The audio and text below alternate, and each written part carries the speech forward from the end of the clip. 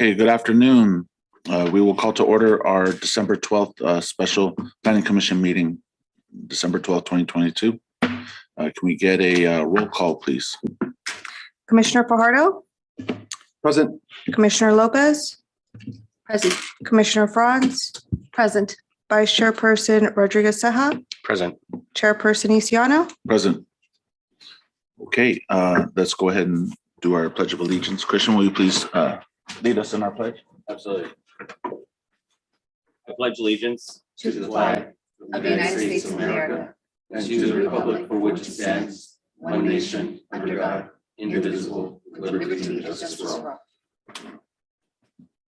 all. Thank you, Vice Chair. Next is public comments for items not on the agenda. I believe we do have a request to speak for Mr. Roy Arias. You'll pass. Okay. Thank you. All right. Thank you, sir. All right. Next, we have minutes.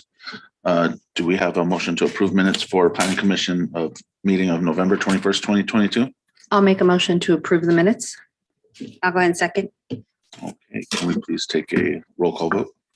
Commissioner Fajardo? Yes. Commissioner Lopez? Yes. Commissioner Franz? Yes. Vice Chairperson Rodriguez Ceja? Abstain. Chairperson Isiano? Yes. Motion carries. Great. Motion carries. Next, study session items 5.1. We have a request for project consultation from Century Housing, requesting some feedback on proposed affordable housing.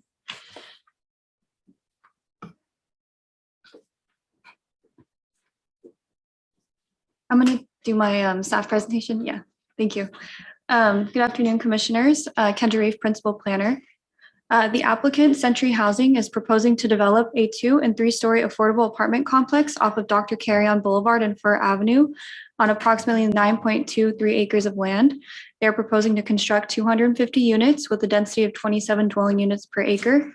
The project site has a general plan land use designation of Workplace Employment District. Workplace Employment District provides an area for a wide variety of employment generating activity, including office, industrial, and light manufacturing, research and development, and supportive commercial.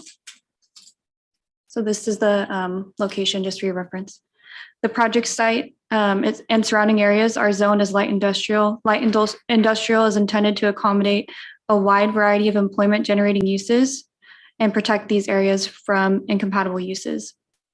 The project is required to obtain a general plan and zoning plan amendment approval from the City Council. The project is also required to obtain design review approval from the Planning Commission that is final unless appealed to the City Council. The applicant will have to seek a higher density general plan and zoning designation since they are proposing 27 dwelling units per acre. The approval of these amendments would result in the permanent loss of property from the city's industrial land inventory. The project applicant is here if you have any further questions about this proposed project.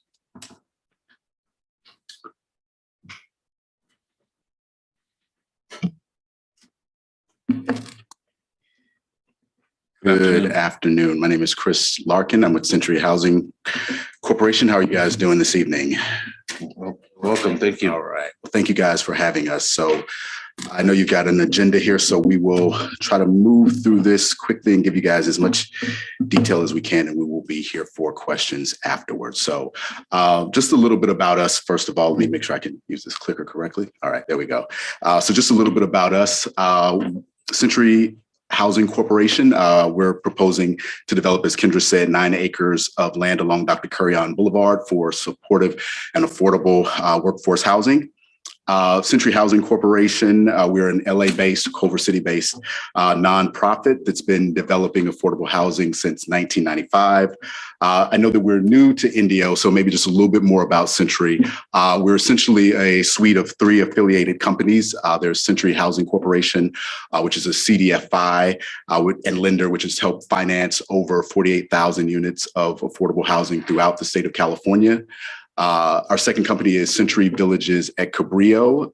It is the owner and operator of our 27-acre campus in Long Beach, California, where we provide housing for upwards of 1,600 low-income residents and many veterans and a lot of supportive housing families, special needs families. Also at Century Villages at Cabrillo, we self-manage all of our properties on campus, and we provide services through Oasis, which is our in-house service provider division. And then there's Century Affordable Development, Inc., which is CADDY. That's the organization that I actually work for, and we are Century's development arm. We've developed over 2,000 units of housing across more than 17 plus properties. We specialize in master plan communities. In addition to Century Villages at Cabrillo, the 27-acre campus that I just referenced, we are also working to develop One San Pedro. We're doing that in partnership with CORE and the Richmond Group, and that's going to result in around 1,400 units at Rancho San Pedro in the city of Los Angeles. And we're also working with Thomas Safran and Associates and US Vets on a joint venture project that we commonly call the West LA VA project, which will result in 1,200 units of affordable and supportive housing for veterans at the West LA VA campus. Right. So I missed that second slide, but that's just more about what I just talked about. Just a little bit about the project itself. Again, it's located along Dr. Carrion Boulevard, 9.23 acres. The site is generally bound by Van Buren Street to the east, Fur Avenue to the north, Calhoun Street to the west. We're proposing 250 supportive and affordable units for individuals and families with incomes ranging from 30% to 80% AMI. Our site plan is comprised of 2 to 3 story apartment buildings that can be developed over 2 phases. The current financing structure for the project anticipates the possibility of a hybrid 9% and 4% LIHTC deal so that both sites can commence construction concurrently, though we are still exploring the possibility and options for just doing one single phase project. So that is still in the works. The proposed financing for this project includes, in addition to tax credit equity, state financing from HCD and HCD programs, CALP HFA financing, funding from the city and the county, as well as vouchers from the Housing Authority. We have not in this presentation included a tremendous ton of information about the financing plan, only because it was important to us to make sure that we are clear in which direction we're going in on the design and site plan. And then in 2023, as we get ready to move forward with entitlements, we'll bring forward a financing plan after we've had a chance to vet our financing numbers with our general contractor based on schematic design. So we just didn't want to put any numbers out there, knowing that things could change quite considerably between what we have now and what we end up submitting for entitlements. Right, what else we got? Just a little bit about our project team. So again, Century Affordable Development, Inc. is the developer. We are working with Dahlin Architecture as our project architect. IMA Design is our landscape architect, and our civil engineer is Adora. Here with me today is Gerard from Dahlin Architects and Bill from IMA Landscape Architecture, and they'll be giving more details on the site plan and design of the project in the coming slides. So just a brief timeline here. So we are expecting to submit for entitlements in Q1 of 2023. One of the things that we're aware from my last conversation with the planning department is our need to initiate our CEQA studies. So while I think we can get our entitlements packaged together in pretty short order, we will have to initiate those studies before we can submit for entitlements. But we are planning to do that hopefully in Q1 or before the end of Q1 2023. And then we're also hoping that we might be able to have all of our entitlements approved before the end of the year. And right now we're assuming that the biggest bulk of that will consist of a concurrent general plan amendment and a rezoning. The next milestone after entitlements approvals will be to secure all soft financing. As you guys probably know, the way tax credit deals work in California is that you have to secure your soft financing before you can apply for tax credits. And so you have to be entitled before you can secure your soft financing. So that's what pushes the soft financing into 2024 and then tax credits into 2025. But the idea is that hopefully we will be able to secure an award in 2025 and also be able to start construction in 2025 as well. And there again is the site, which is located pretty proximate to this area here. I know you guys are familiar with the area. Here's a land use map of surrounding land uses. Just to the east of the site, I don't know, do I have a pointer on here? Let me see. Okay, I don't know if I have a pointer on here, but okay. Just to the east of the site, we have what looks like some sort of Caltrans service center. And then immediately to the west, we actually have a vacant lot, and then next to that lot is some sort of a storage facility. Just north of the site, we have some type of auto body service repair center. And then just to the south of our site, we have Villa Hermosa, which is another affordable housing development along Dr. Currion Boulevard. All right. So that's it in terms of just who we are as an organization and just an overview of the project in general. I'm going to turn it over to our project architect, Gerard, who will walk you through the site plan and the design principles. Again, you'll see that we have 250 units split right now evenly between what we're calling a north phase and a south phase, each consisting of 125 units. And I'd like to point out one thing, which is that in the initial submittal, which you guys received, we had cited the MUN district, but after further review, it would appear as if our project is perhaps more in line with the CN20 district. I'll let Gerard give more details about the project and how it fits into zoning, but I just wanted to point that out. So I will turn it over to Gerard, and we'll be here for questions afterwards. Oh, sorry. Landscape first. You go, Bill. Forward is Right there. there. We go. Thank you very much for your time. I know you guys spend your time, and city appreciates it. And as professionals, we appreciate it too. So we get paid for our time. Anyway, I did look at what's across the street just coming out here today. It's been a little while since I've been to Indio. My compliments on what you're doing with your city. It's been a while, a number of years. It's amazingly different. And that's a really, really good thing. In terms of the landscape, it is a 9-acre site, which doesn't seem very big, but if you're walking it or looking around or living on it, it's actually pretty good sized.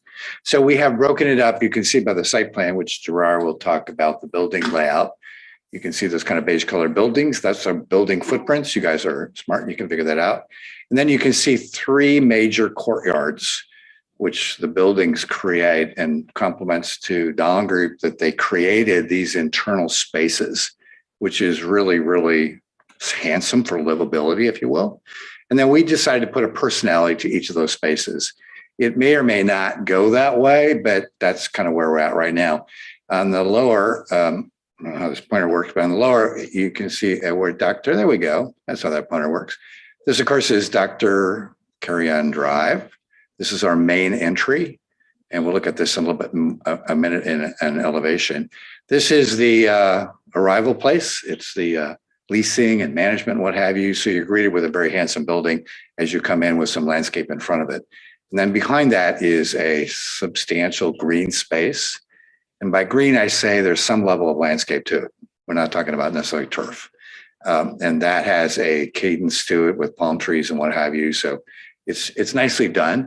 With the landscape, we will complement the architecture. We're not going to hide it because, as you're going to see in a minute, the architecture is really nice. Another space here, this is kind of our play area. We are expecting there'll be a good number of kids in here, families. And this is a big open green, which is usable for many things, whether it's a movie at night or kicking a soccer ball or whatever that's all about. They also have some other things. We have a palm court here, which is a shaded thing, place to sit, benches and what have you. And then, of course, all the access to the units. The units are internally loaded, so you go through the building, you have patios on the outside, and Gerard will talk about that. The other courtyard we have is to the north. And right now we're showing this it may survive, it may not survive. We're showing this as more community garden area. There was some idea of, it'll depend on what the residential makeup of that courtyard is, because there are probably several categories of residents that are going to be here. So at one time was thought that maybe this is where the gardeners are going to live. I'm not sure about that, but we will, whether it's here or whether it's spread around, we will have places for growing things. It's therapeutic. It's also fun. It's good. If you got some time on your hands, a great thing to do.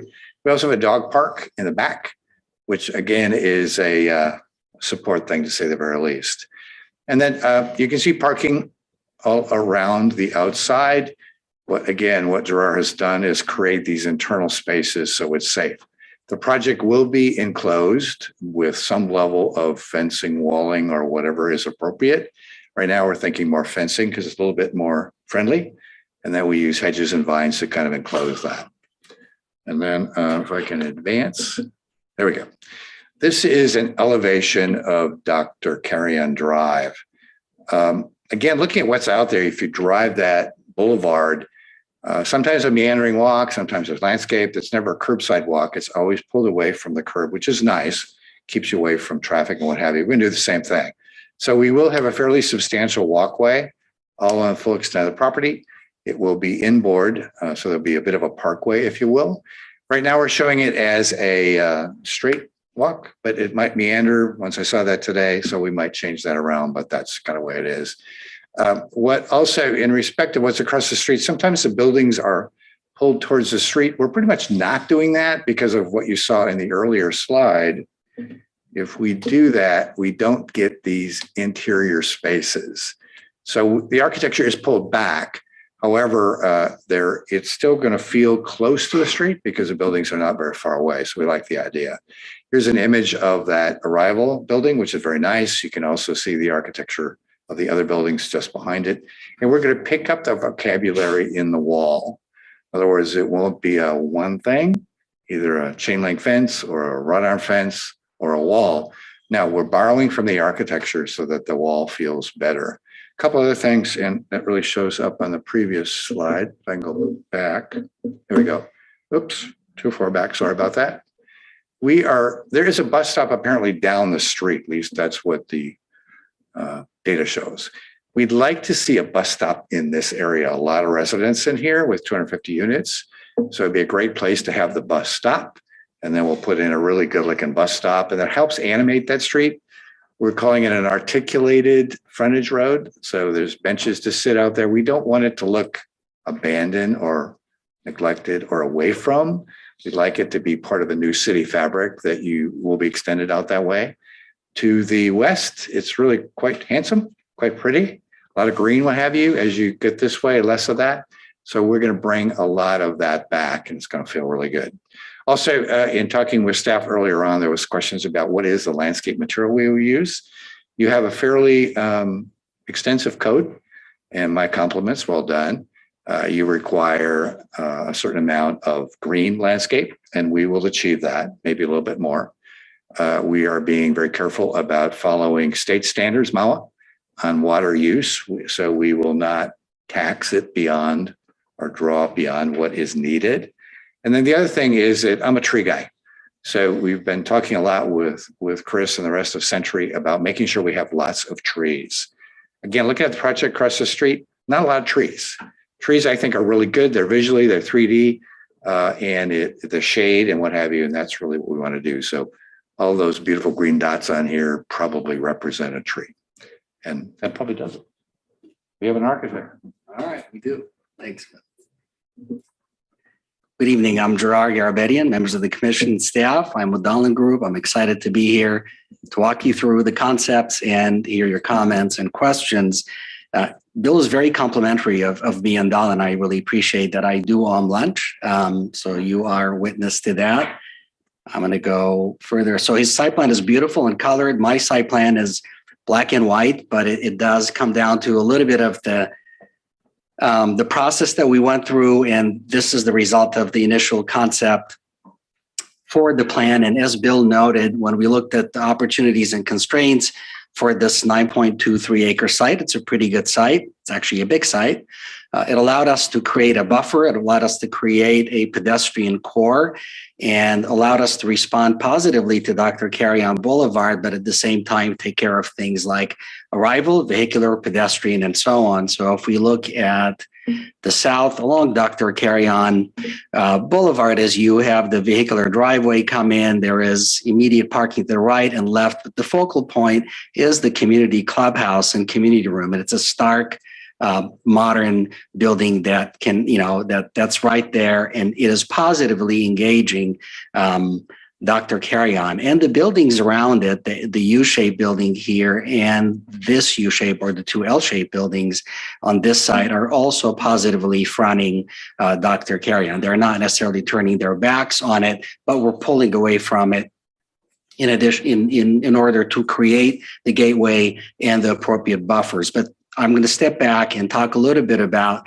the big idea, which was to take advantage of the large site, create a pedestrian core where the buildings then work together to create open spaces of different sizes, shapes. There are linear open spaces. There are large open spaces here that Bill and his team did a great job with, creating a variety of active and passive spaces and a variety of landscape and hardscape elements that are critical and complementary and important for our buildings. They don't exist in vacuum.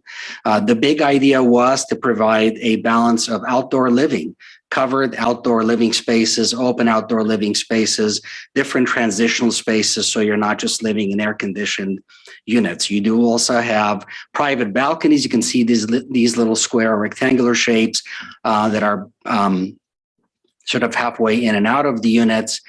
These are private patios on the ground floor and balconies on the second and third floors. So the big idea was, why don't we bring in these L-shaped and U-shaped buildings and play some geometry with them, create some interesting open spaces, a Paseo that's running east-west, a connection that's north-south, and then create a loop road that's for cars that are equally distributed around the building, in addition to service and fire access and things like that, locating trash enclosures at the far corners as far away from the buildings as possible, and utilizing this loop road and the parking and the tree landscaping around the edges as a buffer from the east and west and north. But again, turning a very positive frontage on Dr. Carrion.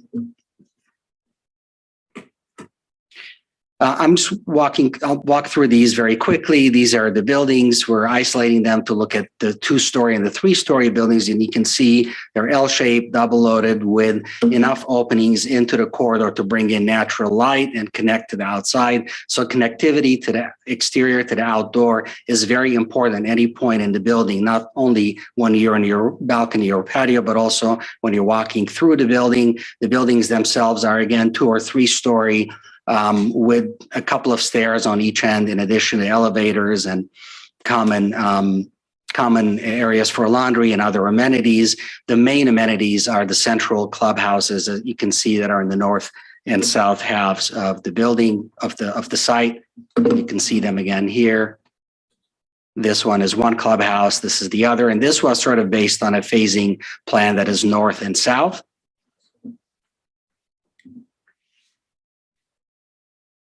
Keeping in mind that the future residents for this community will be supportive and large family workforce housing residents. So we wanted to create great environments for them indoor in their units with their own private balconies, but also outdoor.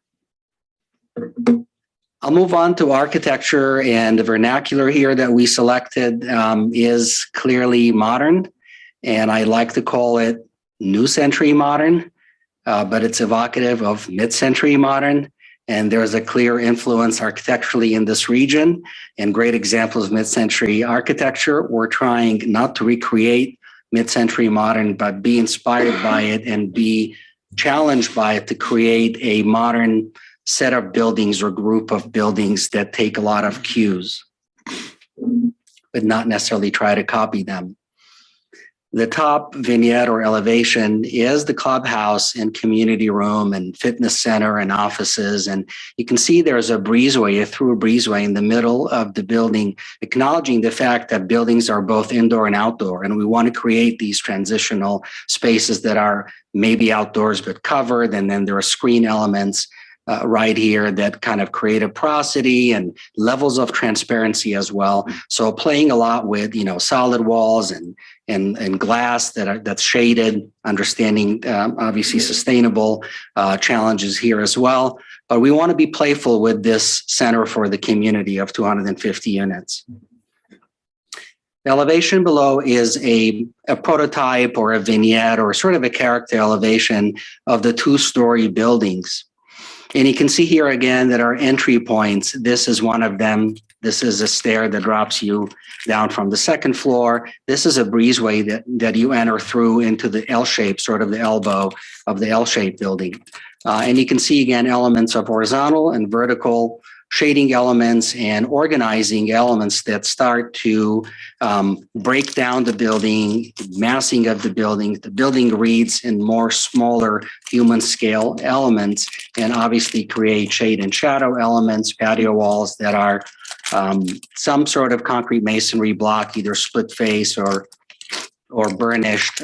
So textures, siding, lap siding, stucco, metal screens and things like that. So we want to have a variety of textures and colors, more of the desert, kind of the dusty greens and the sandy yellows and some whites to give us a little bit of a base in addition to some saturated colors in selected areas. And you can see in this next slide, the 3-story prototype or vignette. And again, in the middle, you can see a vertical element that's an anchor architecturally that anchors the access point for the stair and the landing on the upper levels, in addition to an entry point into the building. And again, playful balcony, placement of panels, placement of screen elements, and so on. So again, introducing shade and shadow. We're going to be strategic about where the shadow and shade elements, those brise soleil elements are coming in for horizontal overhangs on south facades and some vertical elements in the east and west facades.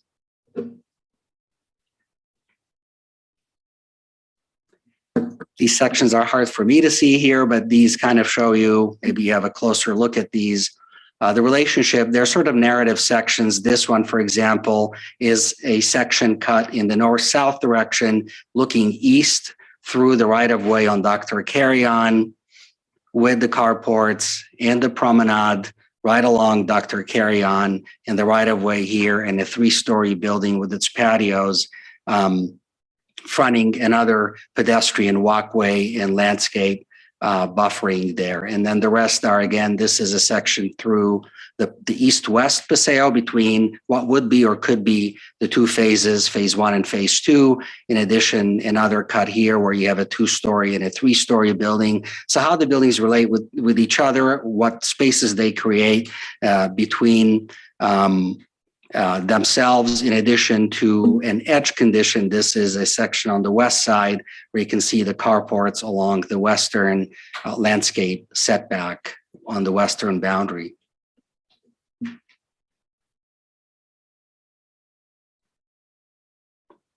And just very briefly, as Kendra mentioned and Chris mentioned earlier, as far as entitlements approvals, we're pursuing a general plan amendment and a zone change to CN20, the Connected Neighborhoods 20, which feels like it's the right scale and intensity of development and context for what we're proposing here. Potential requests would be, as Bill and I articulated, the 30% maximum frontage of surface parking along Dr. Carrion is not something that we are observing or meeting in the proposed plan for the reasons that we articulated earlier, to create a buffer, create an arrival, but still have a positive frontage on Dr. Carrion. Another area that we will vary from the CN20 or really the city's zoning and parking requirements is parking. And we are requesting a parking reduction to allow 250 stalls, parking stalls on site, which is one per unit. We're also looking at the density bonus parking allowance or requirements there, which are lower than the cities, of course. Another entitlement review would be design review, CEQA and NEPA environmental reviews, conditional use permit, because CN20 or even mixed use neighborhoods, the supportive housing is not permitted. It's a CUP. It requires a conditional use permit. And last but not least, a parcel map. And I think that is the end of our presentation, but we're here to answer any questions. Thank you. Thank you very much for your presentation. So any questions for Gloria, please? So gentlemen, she'll have some questions. They may be for architect or landscape design. We'll just kind of. I think architect, pretty general stuff. I just want to ask, I don't see any solar. Are you guys considering solar as part of this project, or is that something farther along the way, depending on funding, et cetera, et cetera?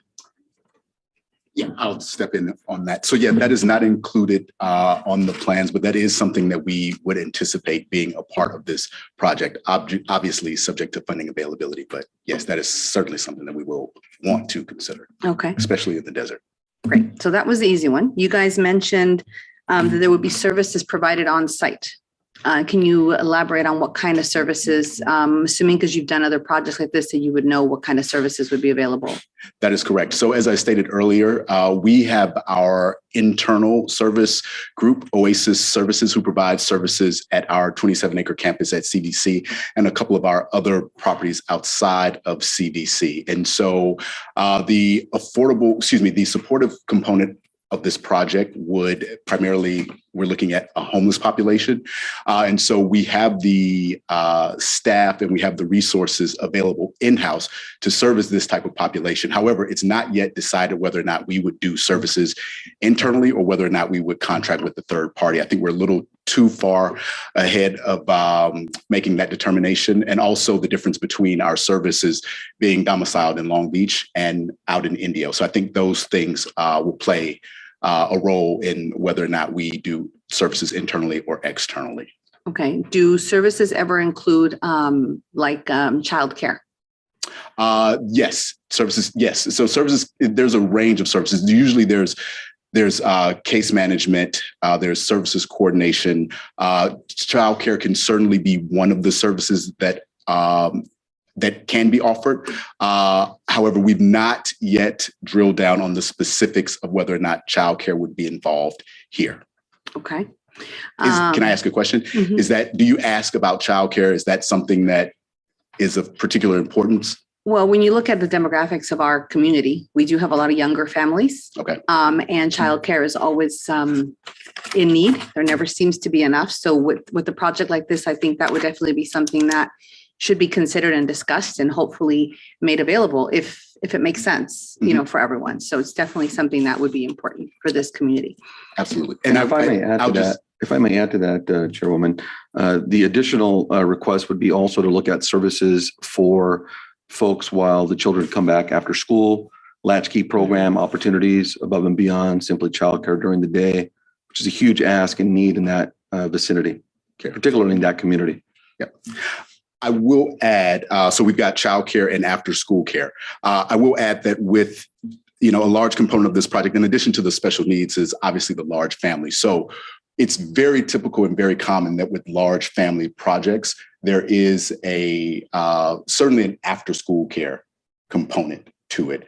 And childcare is also something that would be considered with a large family project such as this. So it's definitely something that's on the table. Great. I'll hold the rest of mine and see who else has a question. Thank you. I have several questions. So this is an affordable housing project. Would you consider this a transitional housing because you brought up homeless? No, it would be permanent affordable housing. Permanent, so from transitional to, okay. Mm-hmm. And then you mentioned veterans. Have you looked at earmarking a certain percentage that would go towards veterans for this development? So the percentage that we've earmarked for The supportive piece is 25% of the overall total. So that's 63 units, and that's what we would do in the first phase of development. And so that 25%, that's what would be homeless and or perhaps homeless veterans. Okay. What's my other question? I guess the other question is regarding the 250. So it'd be 1 unit, 1 car per unit. Is there a reason why you're at 250 instead of, usually it's double for someone who's qualifies for affordable housing? The short For answer families. is I'm going to say site constraints, but I'm going to turn over to Gerard. I don't know if you have another answer for that. I think it's primarily based on site constraints. I think it's primarily site constraints and 25% supportive housing, formerly homeless population will probably need no cars. That's another. So it's typical, obviously, for affordable housing projects. They have a lower, especially if there's a supportive housing element in it, they have a lower ratio of parking. But it's an area where we're looking at to see how we can optimize the site and maybe provide some flexibility for additional parking. But we definitely wanted to start with at least 1 car per unit. So I guess my other question is we talked about the veterans component. Is this also you're looking at senior housing with this as well, or? No senior housing. No senior housing. As of yet. Okay. I go hold my questions for, Actually, I might have a question. It might be for staff, because I just want to start off by saying I'm really excited about your presentation. And Mr. Schultz, I'm a tree guy as well. So thank you. And the landscape plan, which I usually will take a much deeper dive, looks very well. I'm really interested in exploring the idea of covered parking and using solar, because we've seen this be very successful in various projects throughout the community or throughout the Coachella Valley. And so, pumping up those trees and making them big, large, and shady and covered parking, I think is always a good thing to consider. But my question is, this will be coming back to the city council for an amendment in zoning. And so the project, I think, looks wonderful. I'm curious, this site in particular, why here? And we just went through a housing element update. We've done the general plan, everything really centered around housing. We've changed density. We have the downtown, which I know is, interested in having a lot of investment. So I guess I'm curious as to the process, why this site and not one that didn't require additional,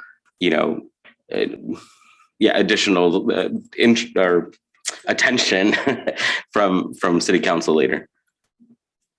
The applicant proposed this site to us. So that would unfortunately be a question for them to better answer. Perfect. All right. Yeah, I kind of knew that was going to come back to us because the city, we've had a lot of conversations with planning over the last year plus, I know. And that's one thing that city staff has been very vocal about, what it means to essentially reduce the city's usable land area for job center, for housing. And so one thing maybe to just kind of address is that when we submit for formal entitlements, we will make sure that we have a defensible argument against or for housing as opposed to job centers. But just in general, in looking at the site, we do understand what that means to take away a site that's used for jobs. But looking at the RHNA numbers for the city of Indio, as well as the projected population growth and needing to provide housing for that projected population growth is, just one of the reasons that, in addition, just to the obvious optics of the need for supportive and affordable housing in that particular area. So that's what's kind of the driving force behind it. Is there, because I know this is currently city property, right?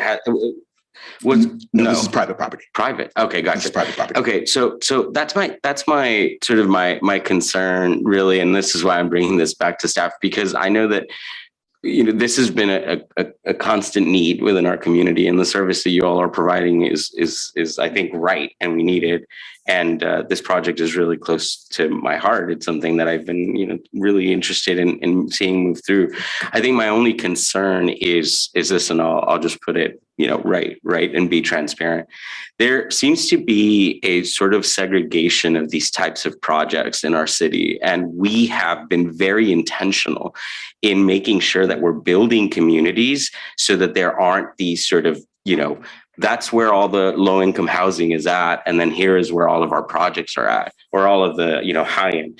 There's an interest and really the focus and why we even went after these, the gated communities. There's a strong need or a strong suggestion to not include those, because we want to connect communities. We want, walkability, all of those things. And so I'm just concerned that, that this particular site, if there are other sites that are, more or already designated with the proper zoning, to continue on the idea of how we want communities to be connected. And so really that's really my concern. The project seems right. Everything seems right. I'm just really worried about this particular site in this particular area. And so I'm, hopeful that maybe there is something that we can do as a city, because I know we have an investment in bringing these types of projects.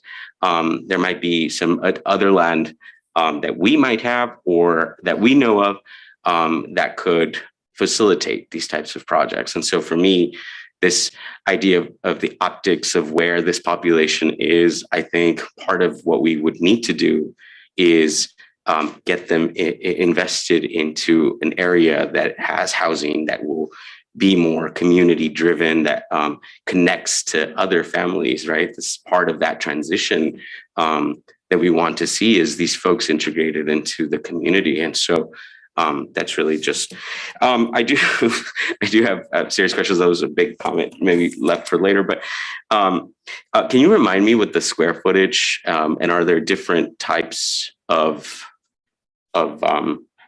different units? Yeah. So right now, Gerard, you got that number? You got those numbers?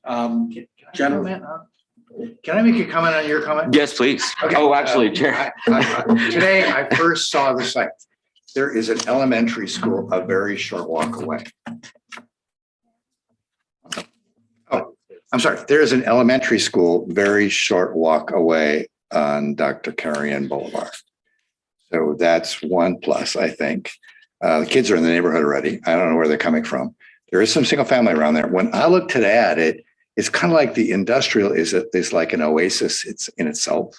It's like housing and what have you. It's almost like this would connect it. So I appreciate your comments. And I think it's something to explore. Yeah. However, again, that elementary school, anyway, kids can live here. Thank you. All right. Just to address the square footage. So right now we're contemplating the 1 bedrooms to be at 600 square feet, the 2 bedrooms at 800 square feet, and 3 bedrooms at 1,100 square feet. Obviously, that's just kind of a standard just across the board for all of the units. Once we are further along in design, we will have a different unit sizes. We will have different unit sizes. Gotcha. And just to kind of go back to your initial comment, just to address it, I completely understand. And, what's interesting is that just on a not related to this project at all, but just kind of on a personal philosophical level, I completely understand what you're saying. And I agree in terms of what it means to like concentrate, people in lower income communities. I guess maybe the one thing or the one way that we're trying to, mitigate that is with the workforce housing component and having not just the standard tax credit units where units are capped at 60, but actually going up to 80% AMI and possibly even a little higher than that. And also just having the supportive needs component be 25% of the overall development. So just in terms of the total 250 unit count.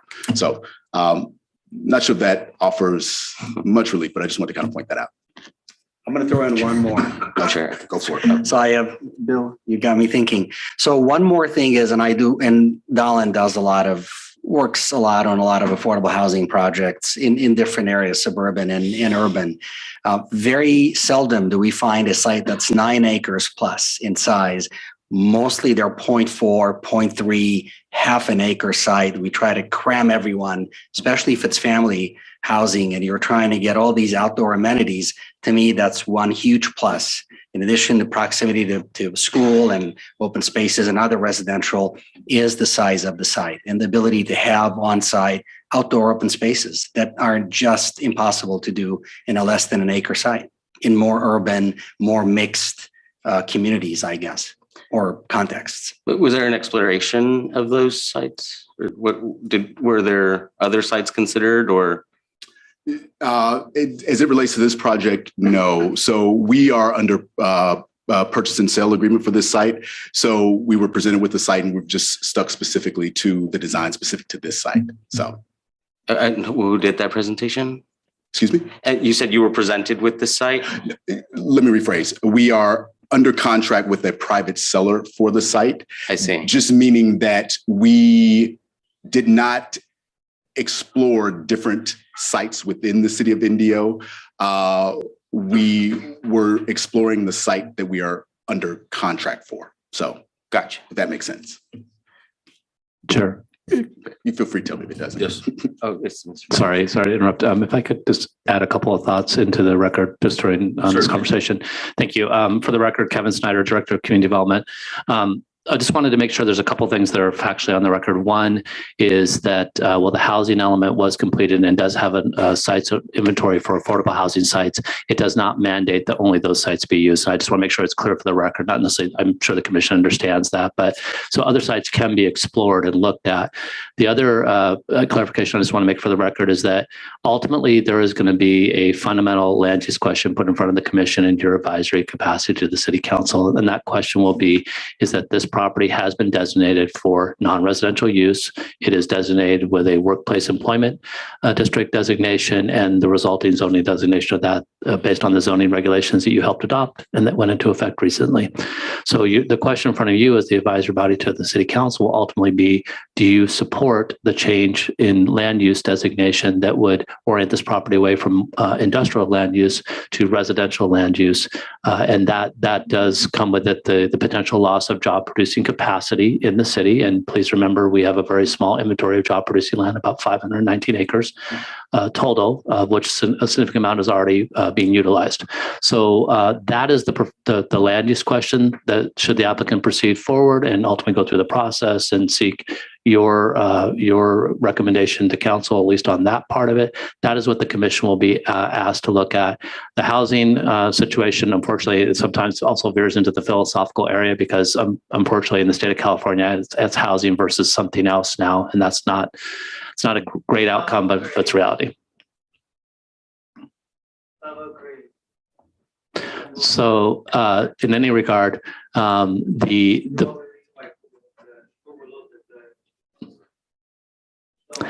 So in any regard, the point in trying to make this, and I'm trying to make to you, is that the applicant is giving you a concept, but ultimately there is a policy decision that you as a commission will help give your recommendation to council on, and that will come with it, with the potential loss of industrial land, but then also the potential gain of additional area for affordable housing in the city of Indio. So I just wanted to make sure that that was kind of clear on the record, that ultimately that will be, along with the actual site design considerations, that'll be the fundamental policy question put in front of you. Thank you. Thank you, Kevin. Commissioner Pardo. Thank you, Kevin. And thank you, gentlemen, for the presentation. Done a little bit of research on your projects out in the LA area, lived out there for quite some time. So appreciate the opportunity for you folks to bring this type of a community for our neighbors that require this type of housing. Some of the things that I looked at in just your presentation, really appreciate to the commissioner's point here, the landscape elements, your use of space there. One of the questions I had, it's actually has to do namely with parking, because if you look at Villa Hermosa, as you mentioned, sir, there's a substantial amount of parking outside of the community that takes place, creating unsafe issues in the area, right off of Dr. Carrion as you approach Van Buren Street. So I'm just wondering if that could potentially be a problem, particularly with respect to your request to reducing to 250 spaces, that 30% reduction.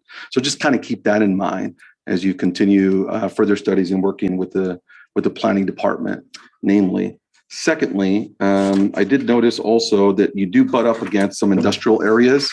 And thank you, Kevin, for the note on the land use designation. The concerns also have to be with, some notable air pollution from the areas around that area for some of the residents who already have some complaints centered around that, particularly from the communities involving the labor camp that's right up the street around the corner off of Van Buren.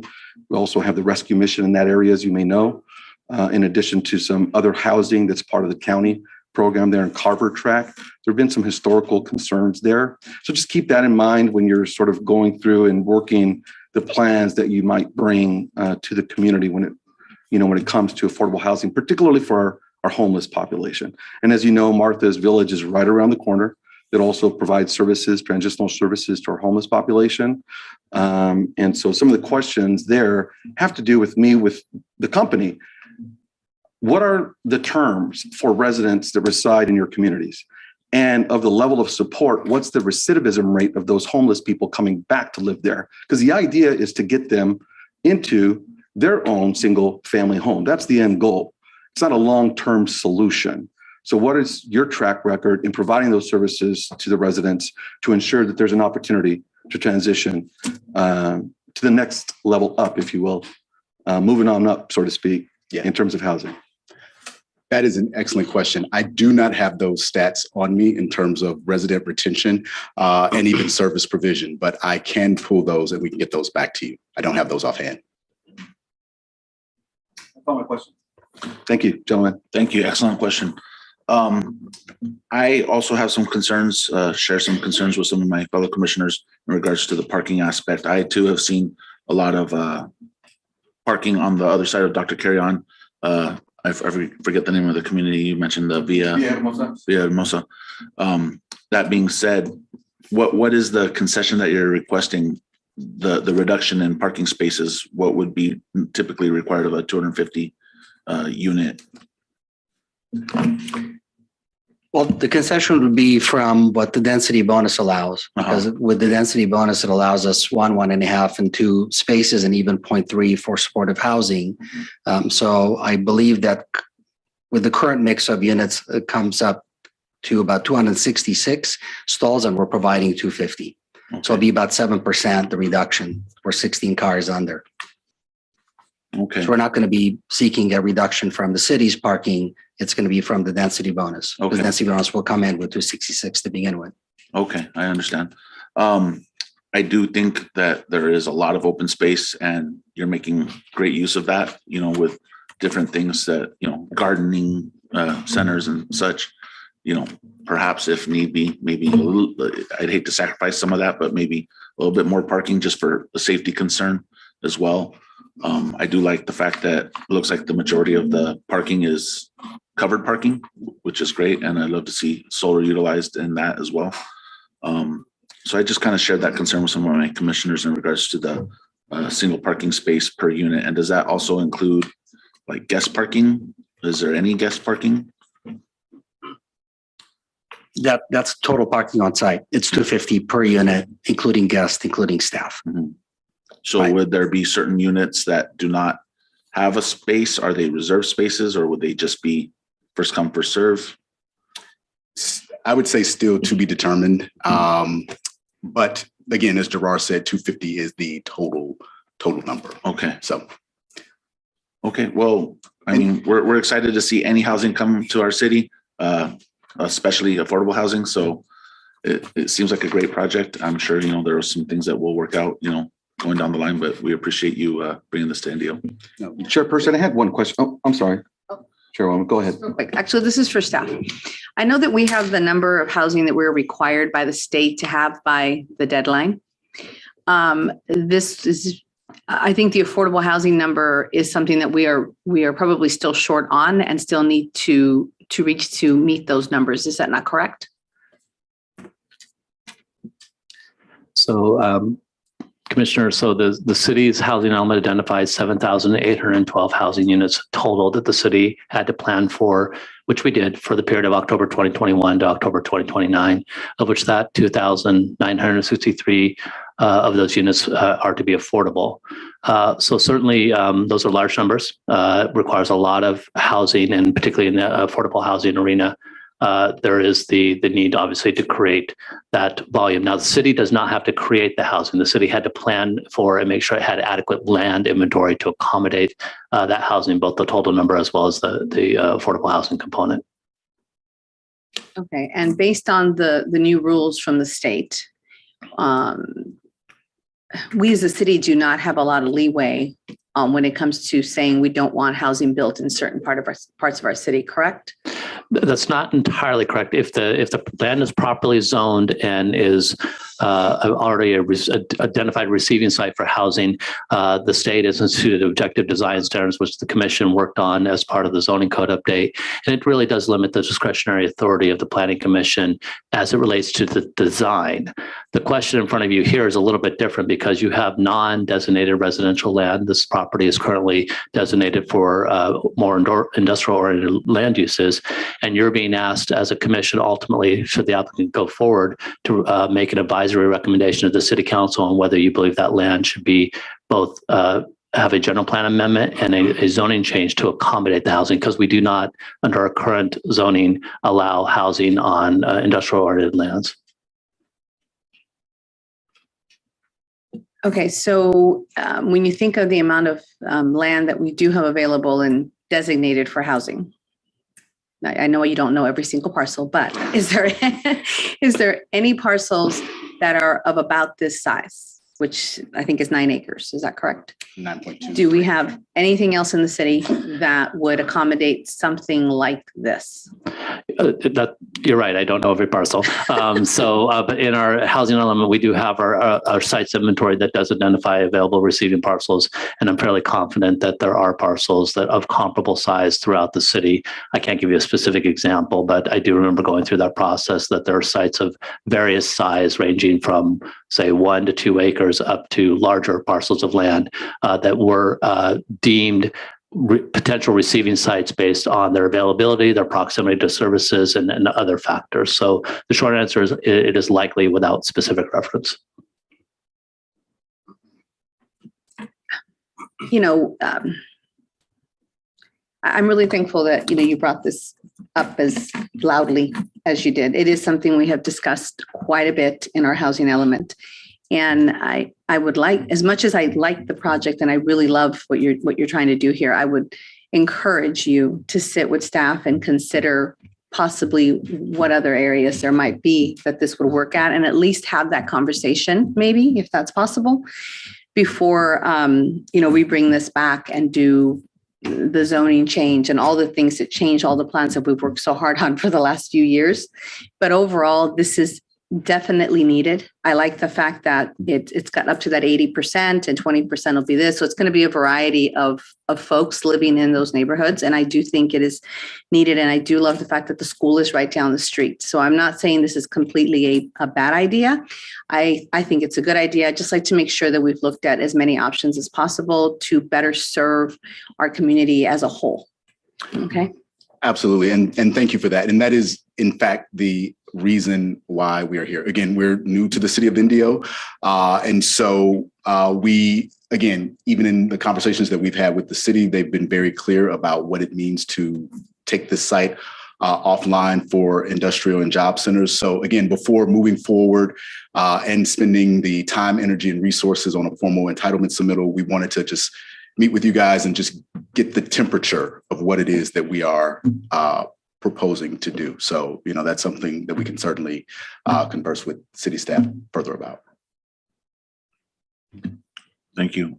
Commissioner Fajardo, do you have something to add? Yes, thank you, Chairperson Isiano. My question was to staff, if I may, Kevin, of the 2,900 and change for affordable housing, is there any delineation for homeless housing as part of that number, or is it a catch-all figure?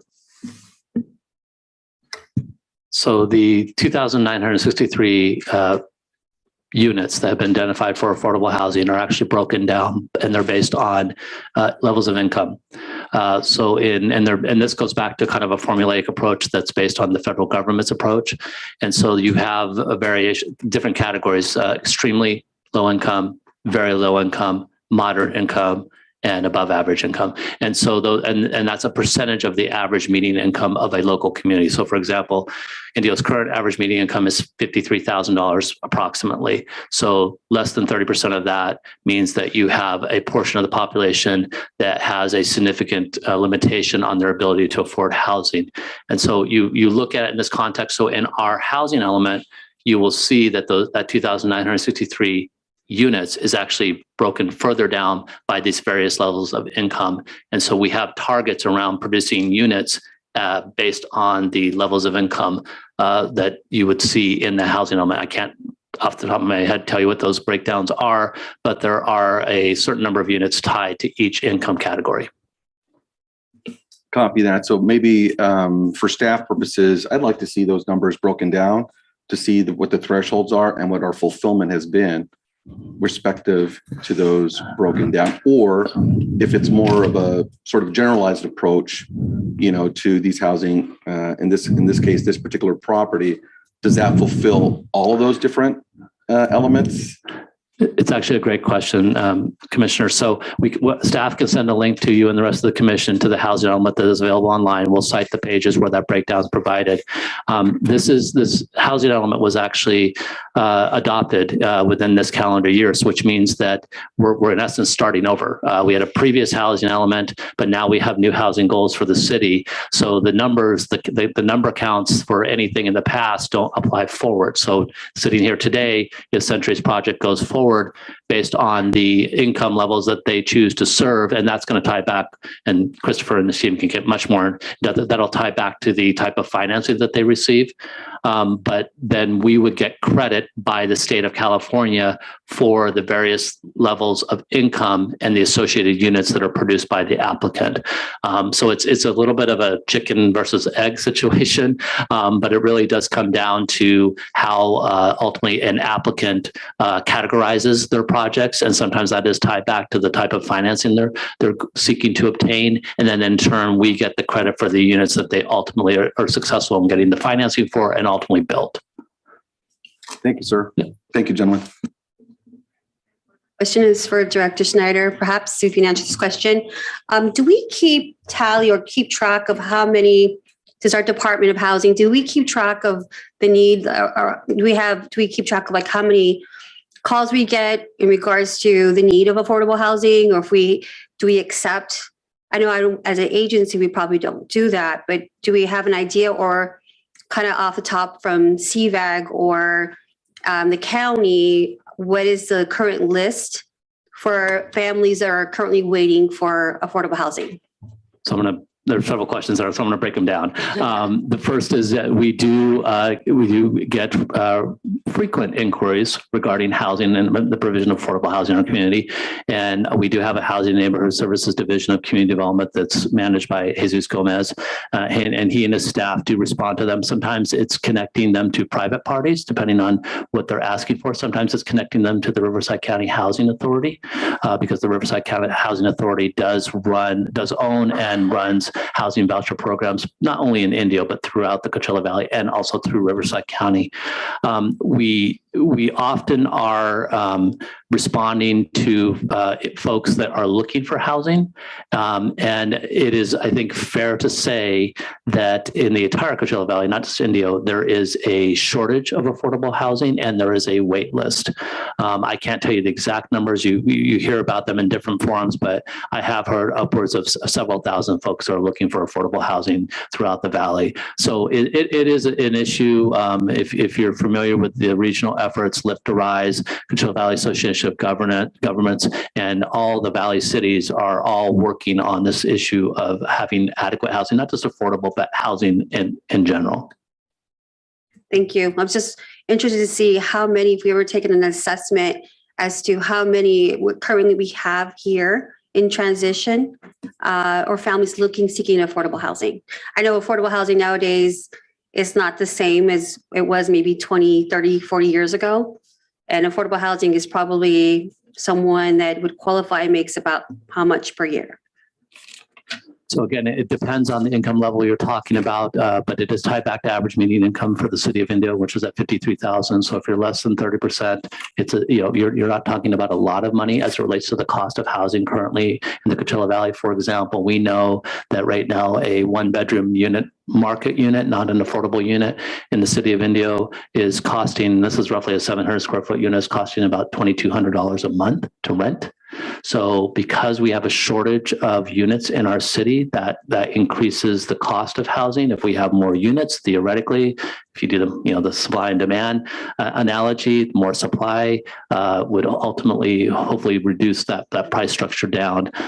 So because we do not have enough bluntly multifamily units, multifamily housing units in our community, we do see these higher rate structures. But this has been across the board for the Valley, not just Indio. And actually, it's statewide, nationwide. I mean, it's something that's topical right now. But in our city, we have seen the price of housing, rental housing, go significantly up. And I would say in the last roughly 4 years that I've been here, from what it was when I first joined the city.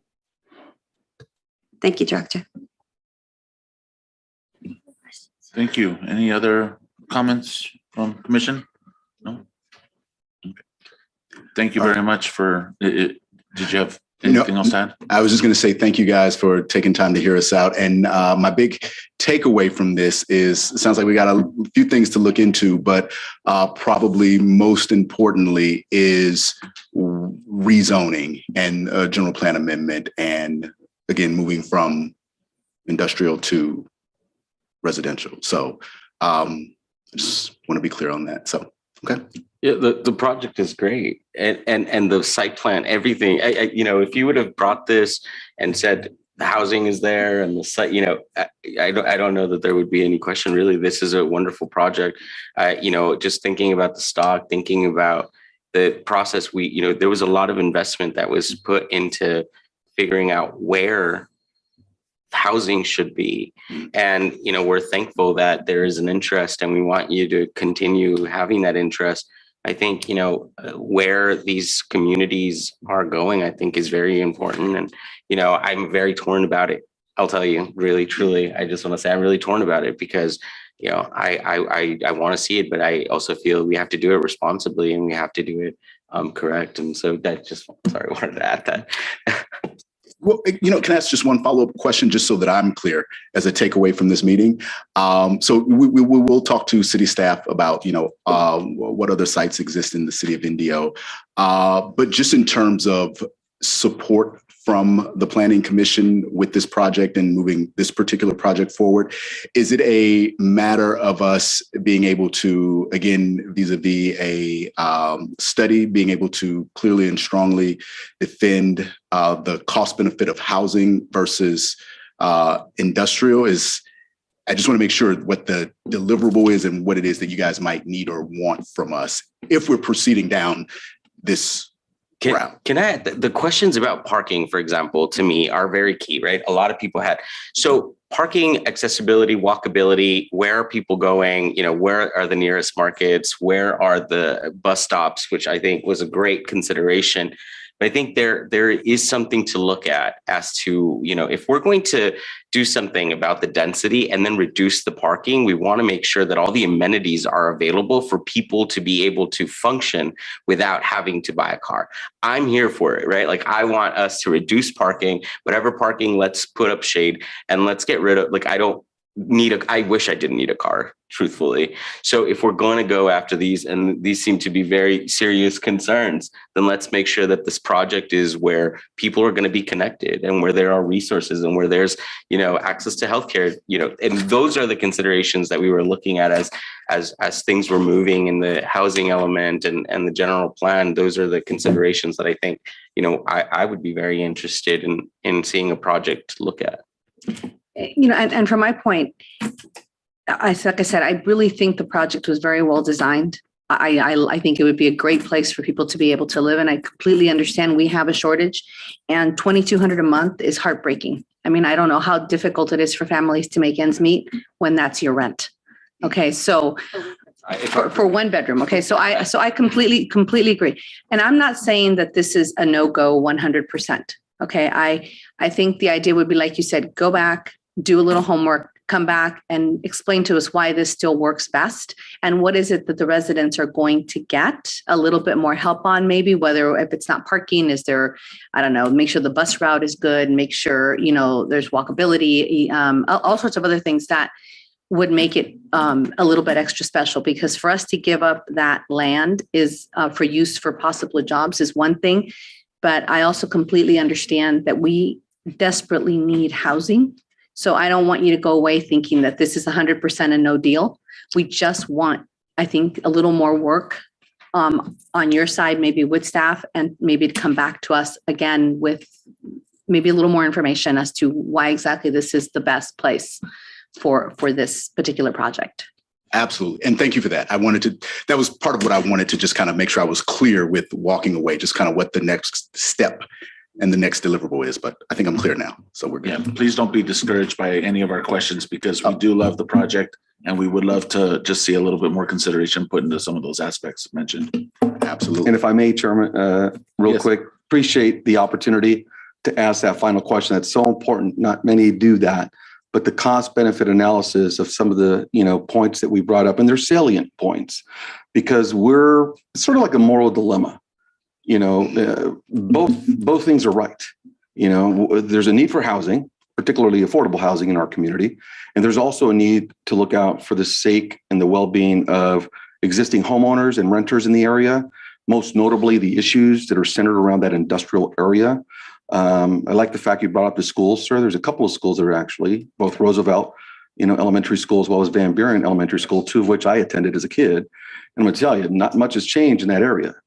And so if we want to look at really providing opportunities for our kids, hence the question about the recidivism rate of some of the homeless coming back, obviously the success rates that you folks may have with your existing communities that really are, if you're really saying that you're really there to help out these residents of these communities, they shouldn't be long-term tenants. And so that's kind of where we're coming from. So thank you, gentlemen. Absolutely. Thank you. Thank you, guys. Thank you. We'll be back. We'll be back. Wonderful. All right. Okay, moving on to our public hearing items. Our first item, 6.1, design review and CEQA finding of consistency with downtown specific plan, EAR. Chairperson Isiano, do you want to open it up for public comment on the project? On this, On the study session Indio- item? Yes. Okay, yes, certainly. We'll open the public hearing. Do we have any comments for this study session item that we've discussed today? Sure. Okay. Please come up, state your name and Roy Arias, resident. We have another similar project proposed near us, and we're hoping it doesn't get built because it lacks a lot of the features that this does. Your question, I think, goes right to the point. The walkability and the parking. Parking back down there already is horrible. If you could get all the parking on the side, I'd be completely in support of this. I think it's a great use of converting what was probably not even going to be used as an industrial purpose now as housing, the housing that we need. I think it's a great one. It's going to lack walkability. There's really not a lot of services down there for the people. But I think this is a good start in the right direction. But as long as you get all that parking off that street, that's a big thing that you need to do on that one. That's about it. thank you. Thank you. Any other comments or requests to speak virtually or? There are no comments. Okay. That being said, we'll go ahead and close the study session items. We'll close the public hearing and move on to item 6.1, design review and CEQA findings for downtown specific plan EAR to allow construction of a 3-store, 30-unit mixed-use apartment building on Oasis Street. I see here, as I say, there's a request for continuance for the applicant. Yes, we're requesting for continuance per the applicant's request.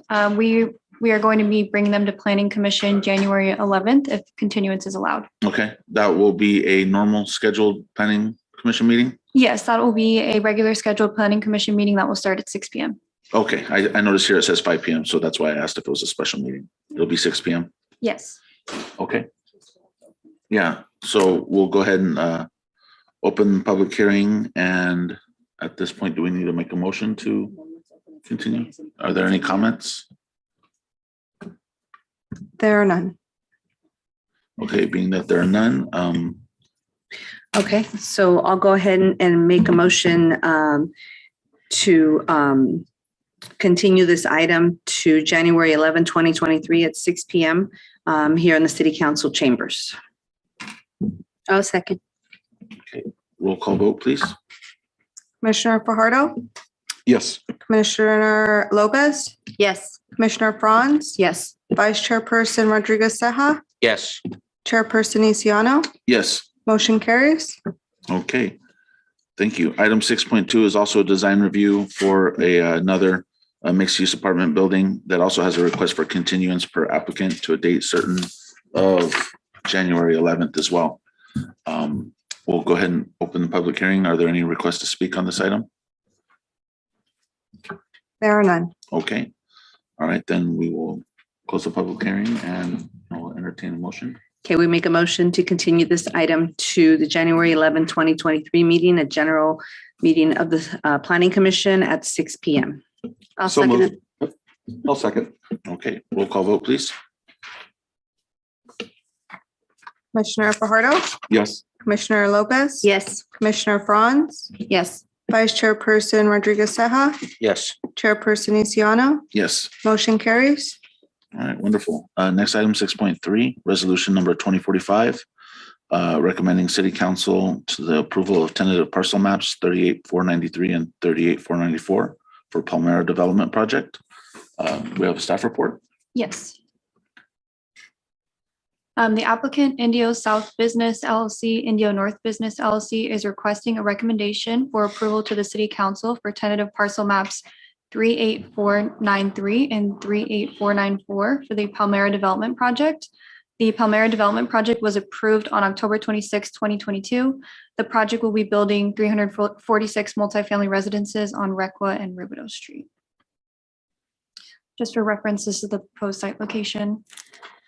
Tentative parcel map 38493 is located along the north side of Requa Avenue and is broken up into two parcels, parcel 1 and parcel 2.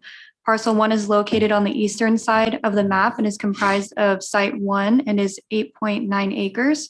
Parcel 2 is located on the western side of the map and is comprised of site A2 and site A3 and is 5.27 acres. TPM 38493 contains the previously approved horizontal apartments, leasing office, and recreational facilities. TPM 38494 is located along the southeast corner of Requa Avenue and Rubidoux Street. TPM 38494 is broken up into two parcels, parcel 1 and parcel 2. Parcel 1 is located on the northern portion of the map and is referred to on the site plan as Site B. Parcel 1 is 4.49 acres. Parcel 2 is located on the southern portion of the map and is referred to on the site plan as Site C. Parcel 2 is 6.29 acres. TPM 38494 contains the previously approved horizontal apartments, townhomes, and recreational facilities. Just for your reference, the project site plan is available for your review. Oops. The proposed project is consistent with the City of Indio General Plan in the Highway 111 Corridor Specific Plan. A sequel findings of consistency with the previously certified Highway 111 Corridor Specific Plan determination has been made. Staff recommends approval to the City Council. And the project applicant is here if you would like to ask any further questions about the mapping.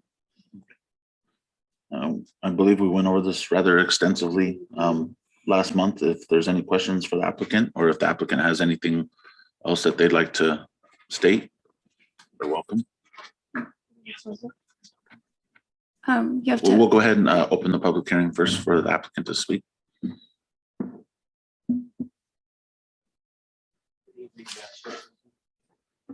Thank you. Good evening, Chairperson, Commissioners, and staff. Thank you very much for giving us the opportunity to come back again before you.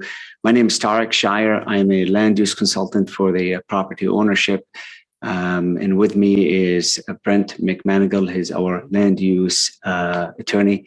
On the Zoom, we have our civil engineer, Scott Gilbert. In case there are technical questions you need answers to, we're happy to answer them all. We came before this commission back on October 26th, 2022, to discuss resolution number 2039, which was asking the Planning Commission to make findings of consistency with the Highway 111 corridor specific plan and certifying the CEQA guidelines, section 15183.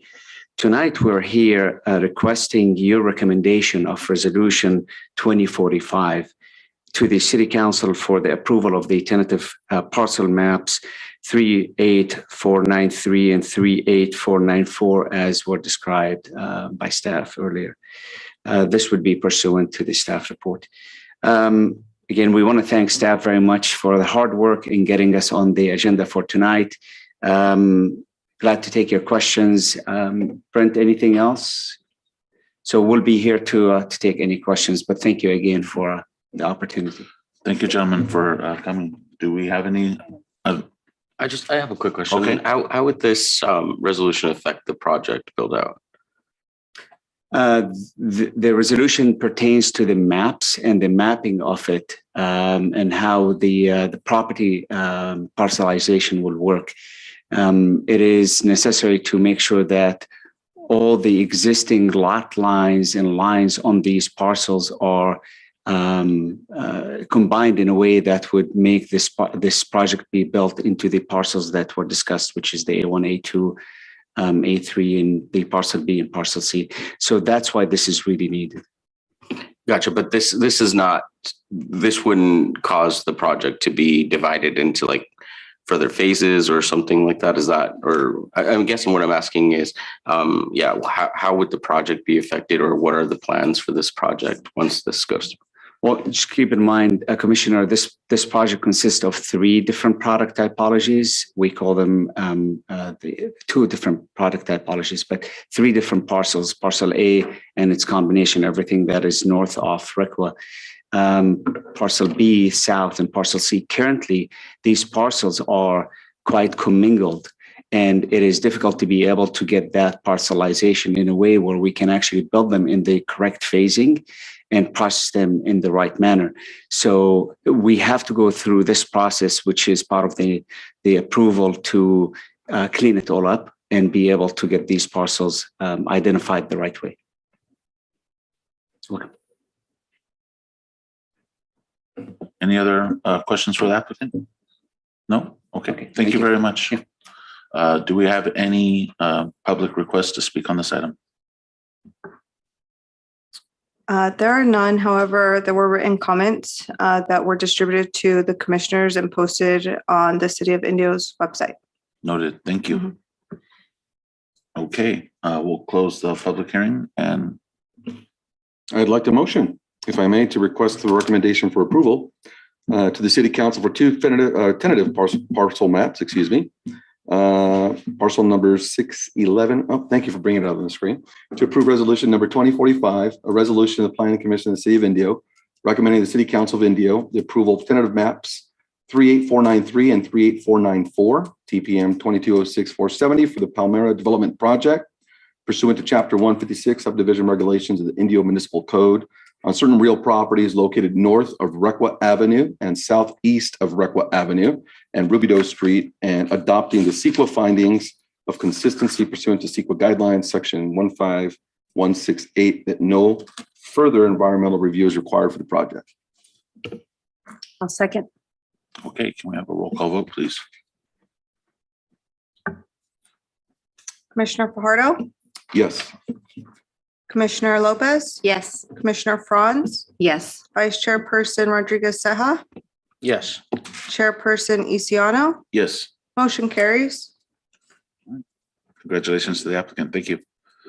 Next item, 6.4, resolution number 2046, resolution of the Planning Commission of the City of Indio conditionally approving design review for architecture, site plan, landscape plan, and signage plan for City Hall and Library project, and finding that the project is exempt from CEQA pursuant to CEQA guidelines. Staff report.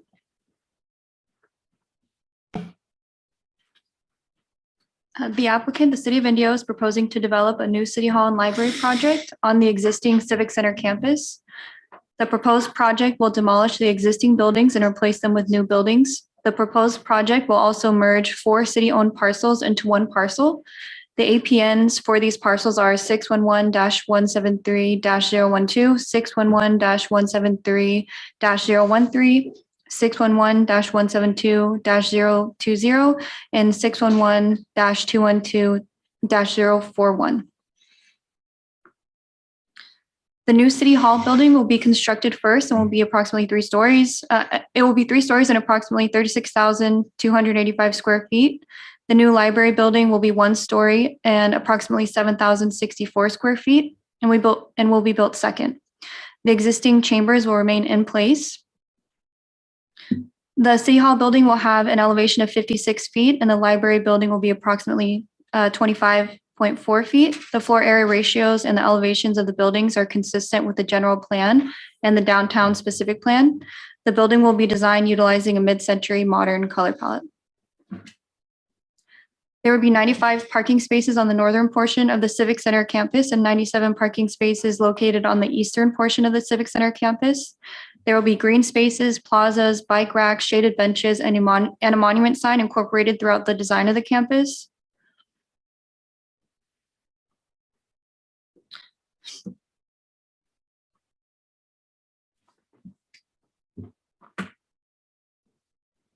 Some of these files are kind of big, so it might take a second for them to load on the PowerPoint, so please bear with me. The landscaping will contain drought-resistant trees for the shading of walkways and benches. It will also contain other types of native desert plants, such as various types of cacti, red birds of paradise, and lilac vines.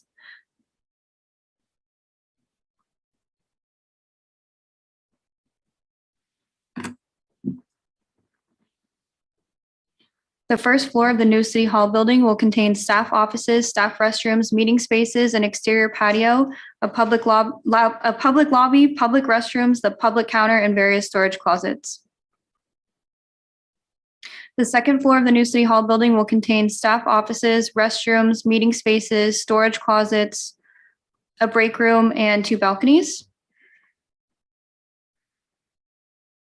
The third floor of the new City Hall building will contain the council chambers, an antechamber, storage closets, a prep kitchen, restrooms, and 2 balconies.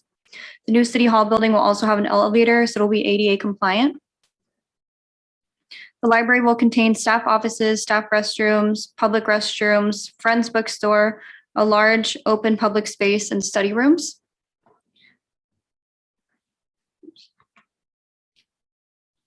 A CEQA findings of consistency determination has been made for this project since the project is consistent with the previously analyzed uses in the downtown specific plan.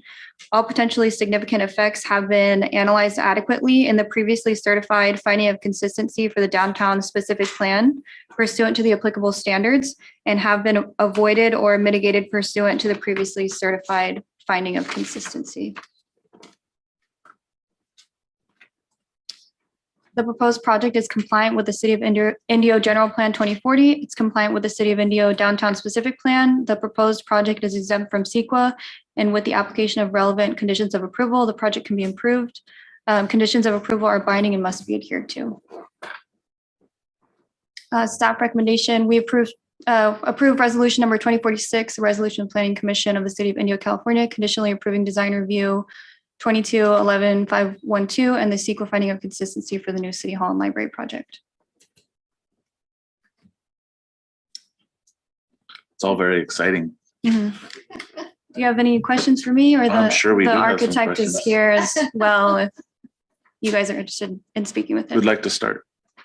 I can get started. Yeah, please. Okay, thank you. All right, I'm looking at the site plan. So if you want to go, or I'm sorry, to the landscape plan. We'll start there. So I'm worried about not having enough shade in, as you know, I'd mentioned earlier, that especially for our staff, I think in the summer, you know, being out there 8 hours on 112 or whatever, like those cars get pretty nasty. Mm-hmm. So, you know, I think to me, it needs more shade and it needs more trees. So I'll start with that. But I'm wondering what the thought process, because I'm looking at now, if we go to the site plan. Oh, actually, and one more suggestion. Those prickly, I'm looking at the landscape, the different types of plants that we'll be using. Those agaves and those golden barrels, I have found that they can become a problem, especially when we're having our community events, for example, and the placing of them. Kids will run and not think about where they're running and, you know, what a bush and an agave, what they feel like. And so I think we should consider, especially because we're planning for this to be public use and for events, that maybe we should reconsider using those. I guess the question is, you know, is that a possibility?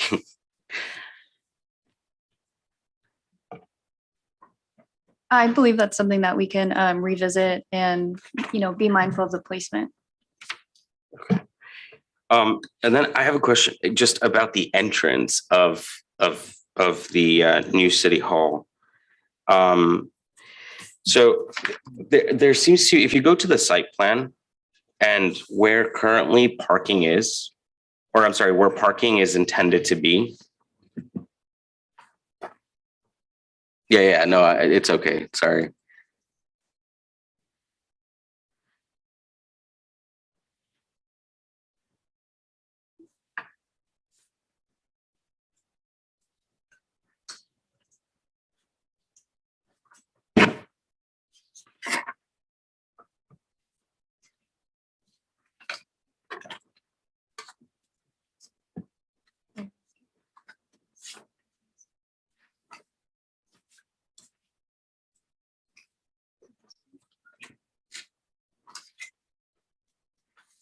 Commissioner, is this the site plan that you're referring to?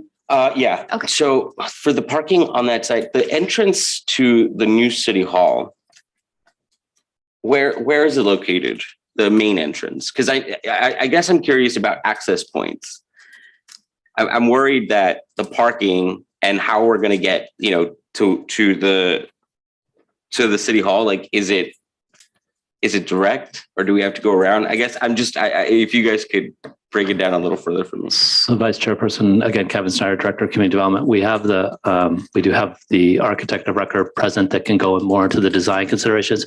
I do want to say for the record, there has been significant design efforts behind this, the very collaborative designs that have involved all departments. So he can speak directly as to the orientation of the building, which I think will be important for you to understand why that orientation was chosen, as well as how the site access points were considered and also were given the opportunity to kind of look at it reflectively from the end user's perspective. So at the time when the chair is ready to call for the public hearing, if you'll invite the city's architect of record up, I think he can answer some of the more detailed questions. I would note, going back to the landscaping, as has been your practice in the past, oftentimes you do delegate staff with the authority to work with the applicants to kind of finalize the landscape plan, taking into account your comments and considerations. So that is an option for you this evening if you decide to go that route. Gotcha. And sorry, I totally spaced around not having the architect speak first. So I apologize for throwing those your way. It's been a long day. Any other questions for staff? No, I think that it's going to be a beautiful addition to the downtown. I think it'll complement the College at the Desert buildings that are coming in and all the other things that are going on. So overall, I think that's great. I do agree with shade. Being a desert girl, every little ounce of shade is priceless during the certain months of the year. And maybe there is shade on the staff patio area, but if there isn't, that would be something that I would encourage as well. But I'd love to hear from the architect because it is an interesting, the way it's laid out and the way the walkways are done. So I definitely want to hear that. But overall, this is way past due and something the city really needs. So definitely looking forward to it. And thank you very much. I think this is a long time coming, right? Having worked in the public school system, you know, when you have a new project and put up a new building, it's very exciting. And we always say after the fact, man, I wish I would have thought about that. And one of the number one things that come up is shade, because people like to work outside, namely I do. I'm sure staff does too. So I think some additional research on maybe some shade structures. They don't have to necessarily be trees, but perhaps some shade structures that do provide a conducive environment to folks that may want to work outside, for example. In addition, I absolutely love the idea of the orientation of the way it sits with the signage on the front, with the city of Indio as the sort of welcoming signage, to the property. And again, I know you folks have done this, Kevin, you and your team, but just staff input, just relying, on your workforce that are in the trenches with design review, from everything to the office space environment and connectivity constraints. Maybe it's a big one too, with Wi-Fi access, which, by the way, will it be a community Wi-Fi access at some point for folks that are going to be within the vicinity to connect to? That's all. But beautifully done. Thank you. Thank you, Commissioner. I just would note that the city manager's office has done an outstanding job of making sure that this was a collaborative effort. All city departments have been involved in this and have been given the opportunity to weigh in at the most minute level of detail, getting down to size of workspaces, layout, counter considerations. So I do really want to thank the city manager's office, because I feel that everyone had the chance to have input, and on the Wi-Fi, we're working on it. Oh, I'd be remiss if I didn't mention and ask, possibly, and this is the case for most organizations moving forward that employ, 50 plus folks, but, a wellness center, a care space for staff. I don't know if that's in the design work for that, but certainly meeting the needs of social emotional issues that oftentimes do affect employees. Just a thought for consideration. Okay, thank you. Commissioner Lopez? I just have a few, it's very colorful, and I don't know when the last time we built this out. How many years have we had this design? Several years, and so it's very colorful. What was the last time we remodeled India, like the outside? It had to be the 80s, right? Of our city hall? Yes. Dating myself. We repainted some walls recently, but the city hall has been in here since 1974, so it's 50 plus years, and the kind of the overall looking character is reflective of that era. And certainly where the city was at that time. So as the commission has been doing for the last several years, you've been advocating use of color in projects. So the community development staff heard that. We shared that perspective with the city manager's office, and I won't speak for the architect, but I think he heard, and I think he's worked to bring color into this project to create that vibrancy that you look for in the private development projects that have become for you. Thank you. It reminds me of the old, I don't know if I'm dating myself here, the old El Morocco with the colors, which is, you used to have an old hotel called the old El Morocco Hotel, just down the street. But like the colors, but it hopefully will be something that's timeless. It really, just like the colors, very bright. And shout out to our city manager in the back. Thanks for coming. I guess we never really know what's going to end up being timeless and what's not, right? Right. I don't know how many of us still have like Southwestern or Tommy Bahama motif in our house. Quick question regarding the library. Was that also built in 1974? And my next question was, what's the current square footage of the library? Is our new library going to be bigger, smaller? I know that the needs and the way we gather and use information is totally changed from when I was here doing book reports, using microfiche and stuff like that. I'm jumping back up. Kendra's now driving the bus, so I'm just a passenger, but I'm jumping back up. The same vintage, so to speak, as City Hall. So that building's been around roughly the same time frame. It's approximately, I believe, right around 14,000 square feet ish. So the new library will be smaller, but actually it reflects the input of library staff around the current operational parameters of the residents and the community that they serve and what the need is. Certainly from visiting it myself, it does seem rather cavernous. So I think it will probably provide a more efficient opportunity for the customer service that they do provide. But that was all taken into consideration. Again, the city manager's office, the architect of record, worked very heavily with library staff to get their input on the design. And that, I think it is very much reflective of that input. That's wonderful to hear. My next question regarding the library is, is there some sort of a transitional use being discussed for between demolition and the new construction and everything? Opening could be, I imagine, years. Well, I don't think it's going to be as long as you think, Chairperson. We have aggressive timeline, so it may not be that long before we're all sitting in this new building if you choose to approve it this evening. However, there has been a lot of consultation with library staff about the transition you talk about, and I can be corrected if I'm wrong, but I believe the decision by library staff was that they would not choose to open in an alternate location. It just proved to be too much of an issue logistically. They would use their mobile their mobile library unit to provide services throughout the community during that time, and then reopen in the space as soon as it became available. But transitioning to another space, having gone through this in another city, can be very difficult logistically and present a lot of operational challenges and a lot of cost that I think the library staff felt could be overwhelming. So my understanding, again, others can correct me if I'm wrong, is that decision was made by the library staff to not open a new space and to utilize their mobile operations. Oh, I'm sure they know best. Speaking of that mobile unit, that sounds like an interesting concept. Would that be something that would kind of maybe possibly tour the local schools, or or just be in one central location and kind of that's where it's going to be? I don't know that we have that level of detail for you, Commissioner, but we can certainly follow up. Curious, yeah. Yeah, and we can share that information with yourself and the rest of the commission. I don't know if we'd have to ask if they've finalized their approach on that yet. But since it is a mobile unit, it does at least provide the opportunity for working throughout the city rather than just one location, and be able to provide services in different locations of the city because of that mobile nature. Okay, wonderful. All right, if there's no other questions from staff, we can go ahead and open the public hearing, and we'll start off by hearing from the architect, and we'll see if we have any public comments after that. Good evening, Mr. Chair, Council, Commissioners. Sorry. Thank you for having us. I will try and answer all the questions that I think I just heard. But to skip through briefly again, maybe the presentation, there's a few images that may help.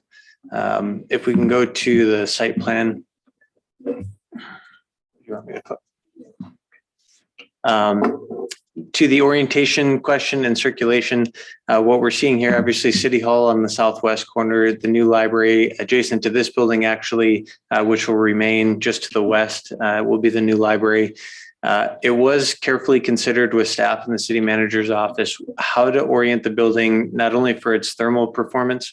Here, we've been able to minimize that southwest facing the hottest facade with the angle. So we do actually get most of the building to some degree facing north, which was a priority, and capture for the outdoor shading purposes, capture that better northern non-direct light as much as we can to be in it for the balconies. And that put the entry to the northwest, which we felt provided great synergy for the city in its future plans, current and future plans for that downtown area development. The focus for downtown certainly is hoping to move that direction rather than further east as we go towards Jackson. Similar to the south, the former White Steel site, there's various considerations there. And with COD building directly next door, the focus seemed to really drive that development kind of eye towards the west and further north here to downtown. So that provided a nice synergy for the entry being to the north, which you can see on the screen, that nice orange kind of abstract shape to the hardscape. That is part of the subtle wayfinding approach to the site. That does lead to, as you can see to the north, to the door here into the existing council chambers. There's two legs as you go south and west to the two front entry doors to the public lobby, similar to the parking lot on the east. And what we intend would be a city approach potentially to consider down the road is on-street parking here in the downtown specific area. So lending the building to function maybe in that future proposed option that I'm sure the city and staff and commission here will consider as it becomes pertinent. So it's been a juggling act on how to orient the building just right, because there's really no back to the site. It's a four-sided site. We have Loma Linda as a great city partner just across the street with their new project. We have COD to the west, future development to the north. So that did push the consideration that we'd have this new parking lot along the east side. For shading there, there's actually one missing shade, PV shade structure. So what you see in the darker rectangles to the east and center of that parking lot are solar generating parking canopies, similar to what we have here on the north side of City Hall. There will actually be another that is along all the white stripes and spaces to the northeast of that parking lot. That whole run also gets a solar generating canopy. Inside the plaza and the event space, it's a delicate balance in our view of how much shade and trees to build, certainly on the east side where it has the word plaza there, because we want to promote that open space, whether it's Tamale Festival, farmers markets, the Christmas tree lighting in the grass area to the north. So trying to balance how much can we make open to set up any of the booths and tents. Where we get the pinch point, it's intentional to be more of a flow through between the two buildings. What's not shown here since the site plan is that second floor balcony that goes here almost due north over the front entry doors and extends out in a triangular fashion, which you'll see here in the renderings, out over about where those three rocks are right in the center of the plaza. There's actually the second floor balcony providing a hard shade structure there. That's why there's only room for a few trees in that area as well, but that's where we focus the seating. So it's a little more at human scale. We have bench seating built into the landscape, some trees, but interact with the buildings since they kind of come together like that. And then as we move further west and out to the front, we'll have our flag poles, the monument sign right in front of City Hall, with the hope there of similar, not really meant to be sat in as much. That's the part of the plaza that's more your formal City Hall entry. There's right on center to the building are those flag poles, the entry points, really let the focus drive to the building. And so we didn't put any obstructions there, similar in shading and trees and so forth. To the planting question, we are certainly open to input, working whether directly with the commission, with staff, if that responsibility is delegated. I can't speak to exactly where every plant that's on the palette here on the right is located. But as we look at some of those more native plants that maybe are quote unquote less safe, there is planned to be a demonstration garden that's right to the east of the word plaza as you come in from the main parking lot, that would be in coordination with the water district and actually make a demonstration garden of native plants with signage. So that's another added feature here to the site. And then working within the city's downtown specific plan requirements, you can see that there's almost no setback to the buildings. We are trying to front the street, add as much greenscape and shading along that area as possible, while allowing for shaded opportunity at least, or shielding opportunity along the east side. So hopefully everyone's not driving in from Jackson and just seeing parking lot. They'll see this greenery, they'll see the solar generating structures, hopefully before it's just parking lot as a necessity. Anything on the site that I missed on questions? No, I don't think so. Okay. To skip to some visuals here, similar to what we talked about, but some actual landscape perspectives, trying to give a sense of, again, that formal west side kind of City Hall entry as it flows through in between the two buildings, the public being able to interact with the building by being under it in that balcony. You can see it a little bit more in the bottom right. I'm not sure if it's bigger on your screen, but there is that interaction in between the buildings and then opening up to the wide event space. What we are working on with staff as the project progresses is the public art installation. There is intent to have multiple installations here within that plaza space. We just don't know where yet. We don't know what that'll be. But that is a direct stated interest from the city manager's office as well, that will be here. So that'll show on future iterations where that wants to be located. What time of the day are those renders? Sorry, I'm curious. Those ones being landscape, I can't speak to that directly, but when we get to the architectural renderings, I can. As mentioned on the floor plans, really the organization here to the building, the first floor is trying to be as public day-to-day interaction as possible. That's the large entry counter you see kind of bottom middle of the page, business licensing, community development, public works, all those day-to-day operations that the public most commonly uses is still off the first floor like we have here. Second floor is more of the city staff administration level, really almost I'll call it the back of house. All those operations are on the second floor. And then third floor through the use of access control in the elevator. That elevator will be open to the public to go up for events that are on the third floor in the council chambers. That's the large kind of purple area there on the left. And really the whole floor is built around that concept. Roof plan, which it may be difficult to see, but this will have solar on it as well. Our targeted goal is to try and get to 90% electrical offset in our solar generation between the parking canopies and then a little bit more up on the building canopy or building roof as well. The rendered elevations, we have taken a lot of consideration to the timeliness or timelessness of the colors. So there's been a strong interest from the city, both I think in this room and in the staff communications that we've had to add life to the building, add some color to it. It's the general consensus that that orange color is kind of that safe but trendy, timeless type of color. You can see it on the upper right image here, the angled columns that are holding up the second and third floor balconies, paint those and give those that nice bright accent, similar to what the teen center kind of has in those angled columns. And then the large orange paneling, metal panels on the building itself. And to dial back a little bit how bright the building could be, the Indio logo certainly embracing the colors that we have. And it's difficult to see on this image, but we'll see it here in a minute on the rendering. The upper right, we have shading window boxes around those tall multi-story windows. And each of those is similar to the Indio color. So there's orange, red, green, blue, yellow on that to kind of give a nod towards the logo itself. If that ever wants to be changed, the city rebrands those. We are working on and have a consideration that those window boxes can be removed with mechanical fasteners. So it's not the easiest to do, but we're either going to have an option that they're repaintable as a general part of maintenance, or if we really wanted to, we could unbolt them, remove them, replace it with the color or no color over time. And that image being here, the rendering is almost misleading just in its perspective. We wanted to make sure to catch the entire building in the image. So it looks like it's further back than it is, but we're standing basically against the library looking back in the plaza. The landscape here certainly is not shown direct to match landscaping plan, similar to make sure that we could see the building. But the distance between the buildings is about 65 feet. So just to give you a sense, it doesn't feel like you're this far away.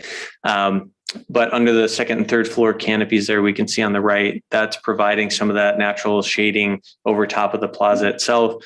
You walk in the front entry doors here at the orange wall in the back is one of the double door entries into the public lobby, similar that you'll be able to walk in kind of under that balcony and experience the space with those angled columns pulled out. The shading boxes that we just mentioned on this facade, helping give a nod to the city's branding, to the city itself, and add some color. In total, this building is completely clad in fiber cement panels, other than the orange. That's all planned to be metal seamed. I do have a sample board if the commission would like to feel and actually see these, which I can pass out, but it's all fiber cement, just of varying colors. The lighter colors that you can better see here is all meant to have a natural variation to it. So it's not just a painted tan or light tan type of color. It's actually more of a natural stone type of finish to these panels. We go a little bit darker around the middle with some variation to give some nice accent, different sizing of the paneling itself. And then similar with the window boxes and the metal panels, all that just being that consistent orange. So it's not too loud, too busy with multiple colors, really let the pops of color that we have stand out. And I guess I'll mention too, shading, because we talked about the balconies. The third floor, this is on the northeast side, northeast side anyway. Third floor balcony here also has solid roof structure for shading purposes for staff. That was a trade-off. As Director Schneider mentioned, we have met with all the staff and the directors. One of the push and pulls on this plan was not to have overly large break rooms, somewhat trading off that wellness type of concept inside the building, because they did prefer to actually have covered access to exterior spaces. So the second and third floors both have 2 balconies apiece. There's a smaller one here you can see in the image, larger one up on the 3rd floor. And back to here, obviously larger one. So the staff was willing to kind of sacrifice some of that interior built space, understanding it is hot, certainly a lot of the year. But by orienting back to the building to the north, get as much of that indirect daylight over these spaces as possible, and then cover them. Staff does feel like that they would rather use that and have access to it. And hopefully with views, especially with all the development coming into this downtown area, the staff will be able to actually see it and sit over it at their lunch breaks. The materials board, the left side, just the light orange side, we kind of have both buildings on one. So the left and center is all the proposed materials for City Hall. As mentioned, it's really all different versions of fiber cement. It'll be a rain screen system, which will help keep the heat directly off the building. It'll have an air gap between that exterior facade paneling and the structural wall. So we are looking at that for our energy efficiencies. Bottom left is just the sample of the Indio colors that we'll have on some of those accent features. The underside of the canopies is that darker, warmer wood color that we see there in the middle upper right. And as you'll see in a few slides here, just while we're on it, the library is the same center portion, those 5 materials, and then the right, it's stucco and some sackstone. Here, the library, similarly, mostly that tan central space is the big open library. There's an opportunity room in the upper left. This whole plan has come together through direct communication with County Library. The local library here is operated underneath the county system. So we've worked with the county's planning division to develop this plan, and really want to credit Brian, the city manager's office, and Kevin and his team to really just being open to that. They said, hey, go work with them, make sure that this library is supporting what the library system needs, especially given the understanding that it is dropping in square footage, but it's trying to make it a more efficient usage of that space. To all the comments that we've made here, Chairperson, on how the libraries have changed over time. So there's more technology stations in here. There's more of that tech flex space. I know I don't want to speak for the county's library system, but they are looking at options now where you kind of rent a laptop. It's not a fixed computer station, but they have a cart. You check it out like a book. You can move around the library and sit where you want to be. So this is a little more of a flexible look for that type of space, and part of the trade-off of 15,000 square feet down to our 7,200 square feet. Roof plan here, elevations. We did try and differentiate this building since it is smaller, obviously, than the 3-story right behind. So you'll notice in the City Hall, it's a lot of neutral tones and a little in lighter, especially when the sunlight hits some of those light colors. Here, the library wanted to just fully embrace and kind of stand alone as its own entity. So we have proposed white stucco for the majority of the building here, and you can see with the pop-ups on both facades. There's some stacked CMU and fiber cement panels. Stacked CMU is here in the middle, fiber cement there to the right with a little different patterning to it. And I think just have it, the intent here was to have the building reside as its own presence on the site, despite its diminished size comparatively, but really embrace that small human scale for being a library itself. Here off the back, this is standing in the plaza. Similar, you can kind of see the shade actually from City Hall on the bottom of the image to give just a little better sense of how much shade will be in between the 2 buildings. And here is a back look from the plaza itself. And similar to the color board, everything really being similar down the middle, and then just a little bit of variation on the right side of this board. So I hope that maybe helped cover a number of questions. I apologize if I missed any, but certainly open for more. The only question I see is the outside, there's a little patio area for staff.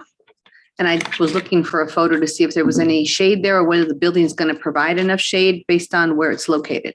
We do have a raised planter down in that area. We're working with landscape to better really define what that is, especially balancing security because it pretty much touches the site. So yes, there will be, but we don't know exactly yet what that's going to look like or what that planting makes the most sense. It's called out as a raised planter. There's consideration, do we kind of do a garden wall and maybe have growth over it so it's more of a physical barrier, but certainly we don't want it to look like a security wrought iron fence or a block wall. So that's still under consideration.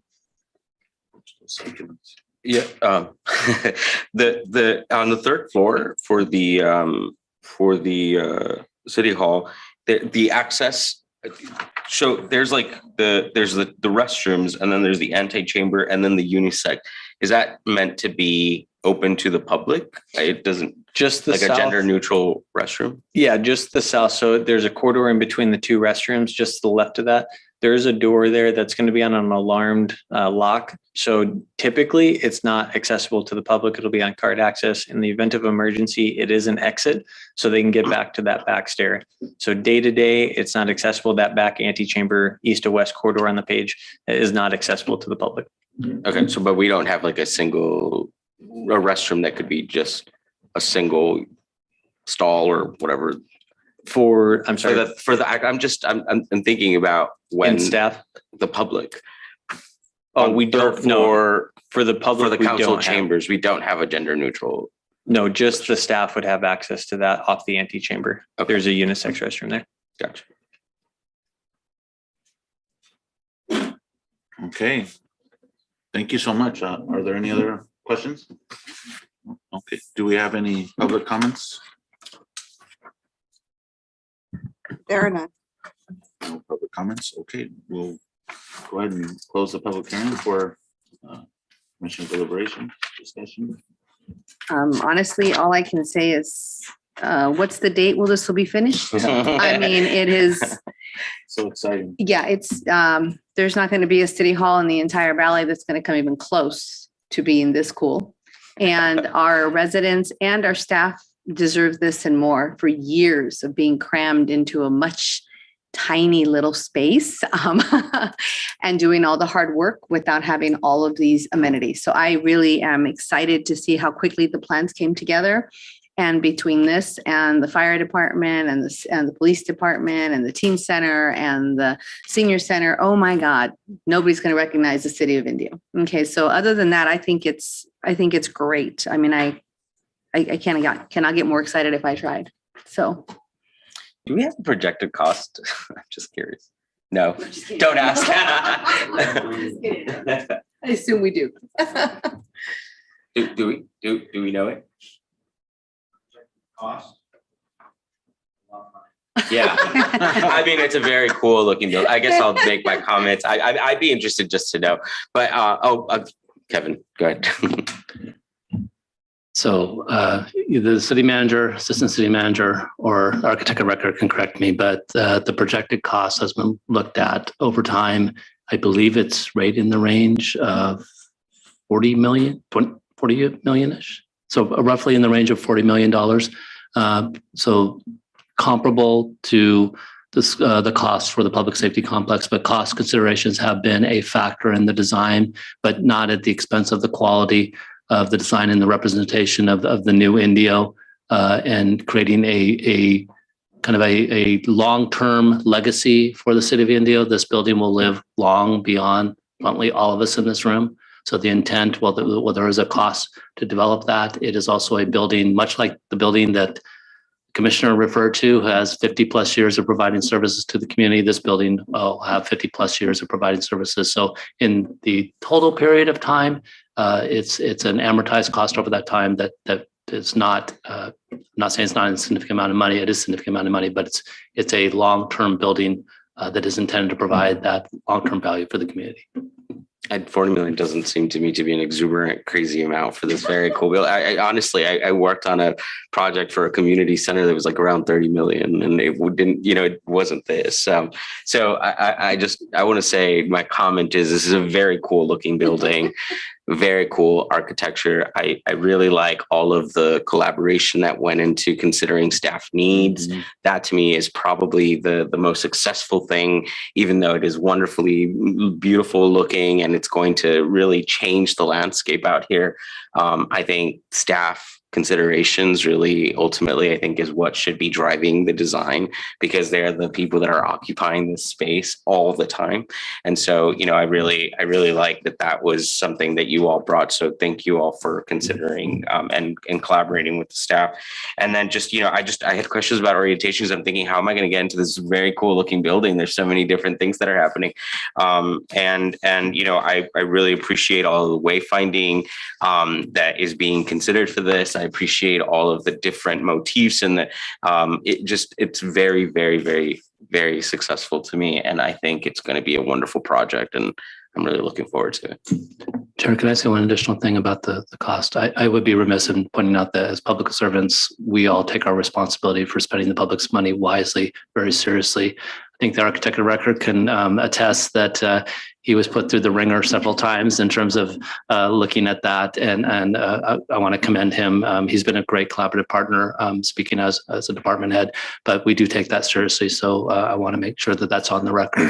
And also do want to point out that the orientation of the building was probably one of the more debated topics internally, but I think I want to commend the architect of record because I think he guided us through the importance of that orientation.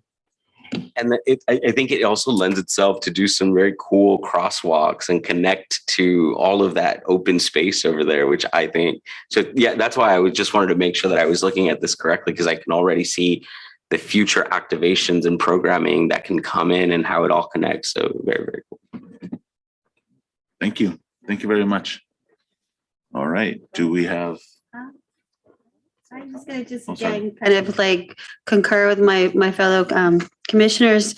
50 years is a long time. And, I think about the future, and I have a 3-year-old grandson. So maybe when he's about my age, he'll get to see a new city hall again, maybe. But it's much needed. And I love the connectivity to our new COD campus as it expands. But really took me back to the colors. It's grown on me. At first I was kind of like, but it's grown on me. It takes me back to the old El Moroccan Hotel. That was, I think it was a magenta color and red. And it was where across the street from the museum, the history museum, the parking lot is now. But that's what it kind of reminded me of. And then I look at other city halls, and ours is pretty darn cool.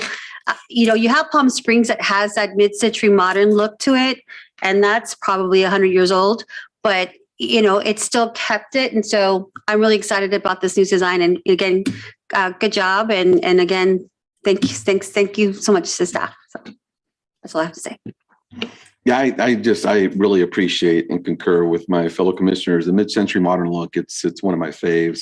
Really do appreciate how the staff put a lot of work into this, working alongside the architectural firm there to really serve as a sort of a model for future building in the city. I think that's kind of cool. It kind of, provides the opportunity to kind of showcase what the future holds for the city.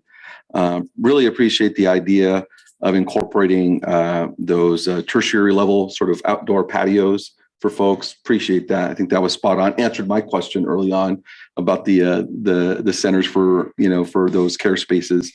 Did you mention also, and I think if I'm correct, that those panels, should there be any rebranding in the city, they're interchangeable, correct? And I would assume the same is true for that Texas orange. I call it Texas orange because I'm from USC. So forgive me, I'm not a fan of the color. But more importantly, I'm assured that that's an element that we can cross that bridge at that time if need be. But well done. Well done. Thank you.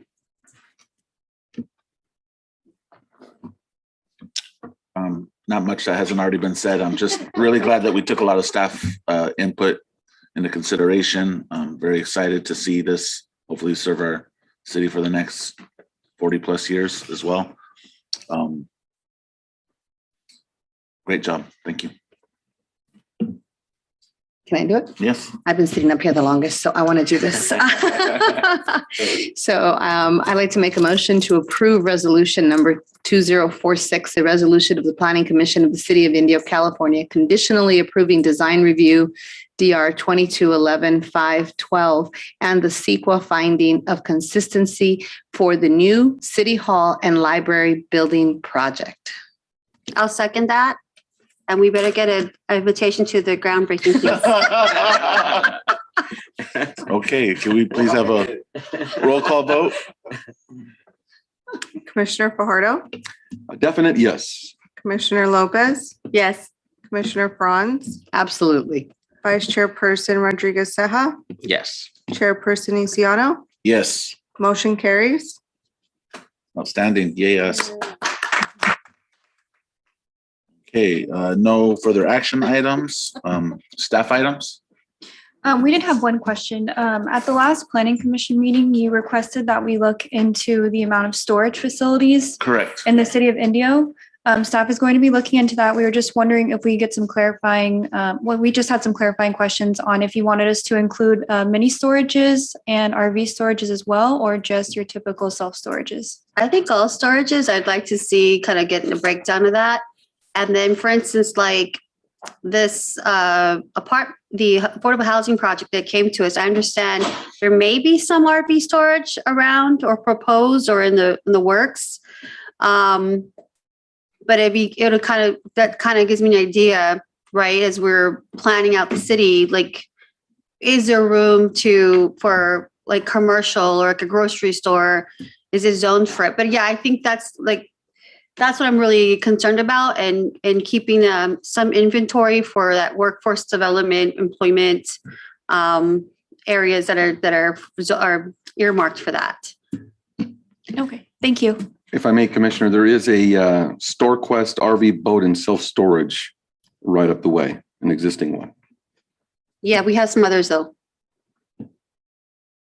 Yeah, and I agree. We need to break it up into like regular or more traditional storage versus RV versus, I really want to be able to break it all down. I don't know, color code them, do something so we can, know what's what. It usually helps me. But I think that's very helpful, especially when we keep getting more that come before us. And if we had a map, then we could just refer to that map every time.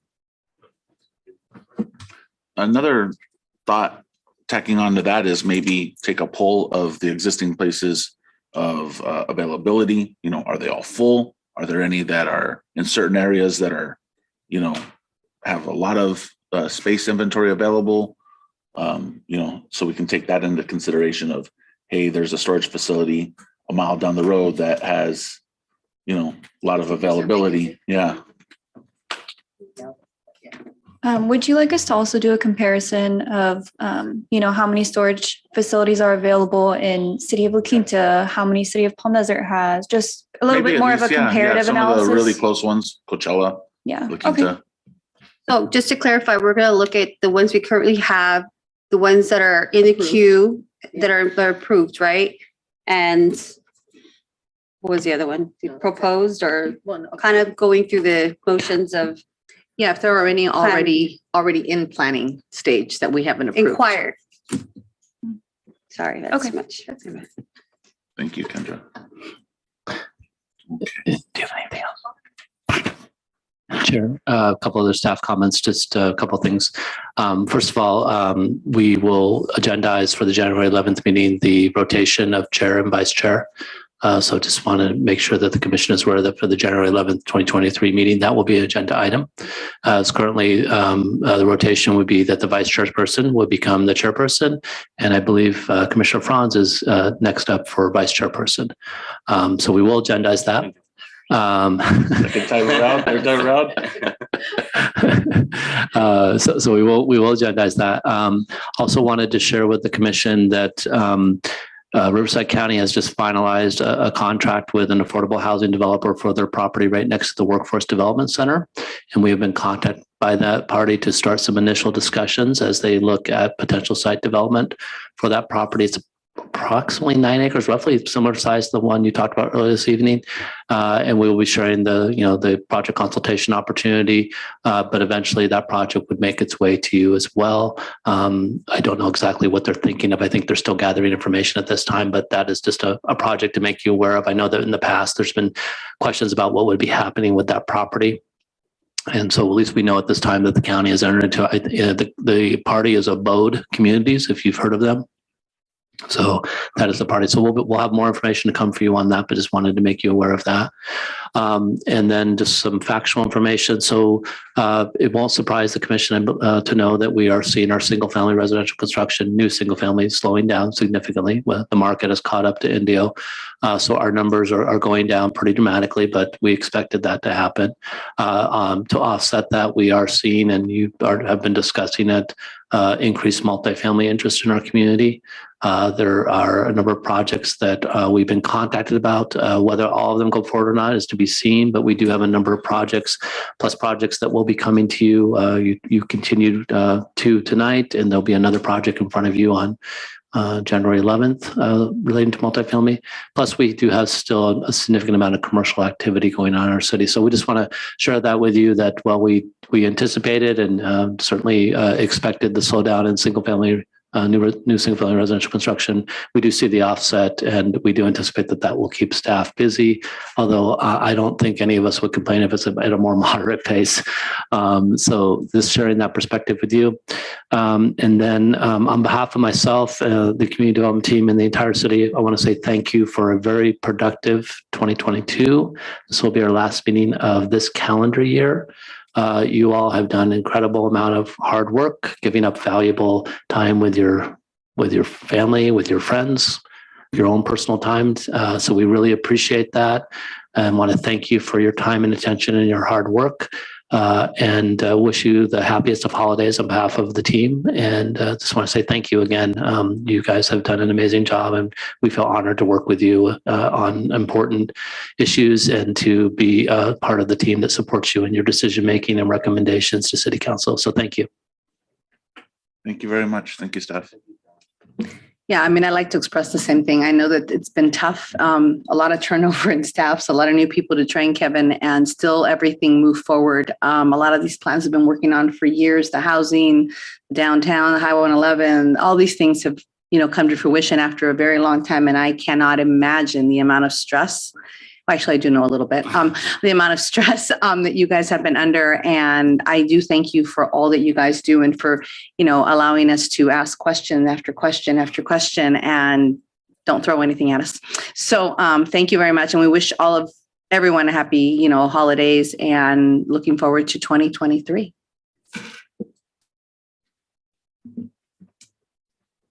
She said it all. Merry Christmas and Happy New Year, guys. Thank you, guys. Honestly, thank you. Thank you, everyone. All right. We will adjourn till next planning meeting, Wednesday, January 11th, 2023. It says 2022.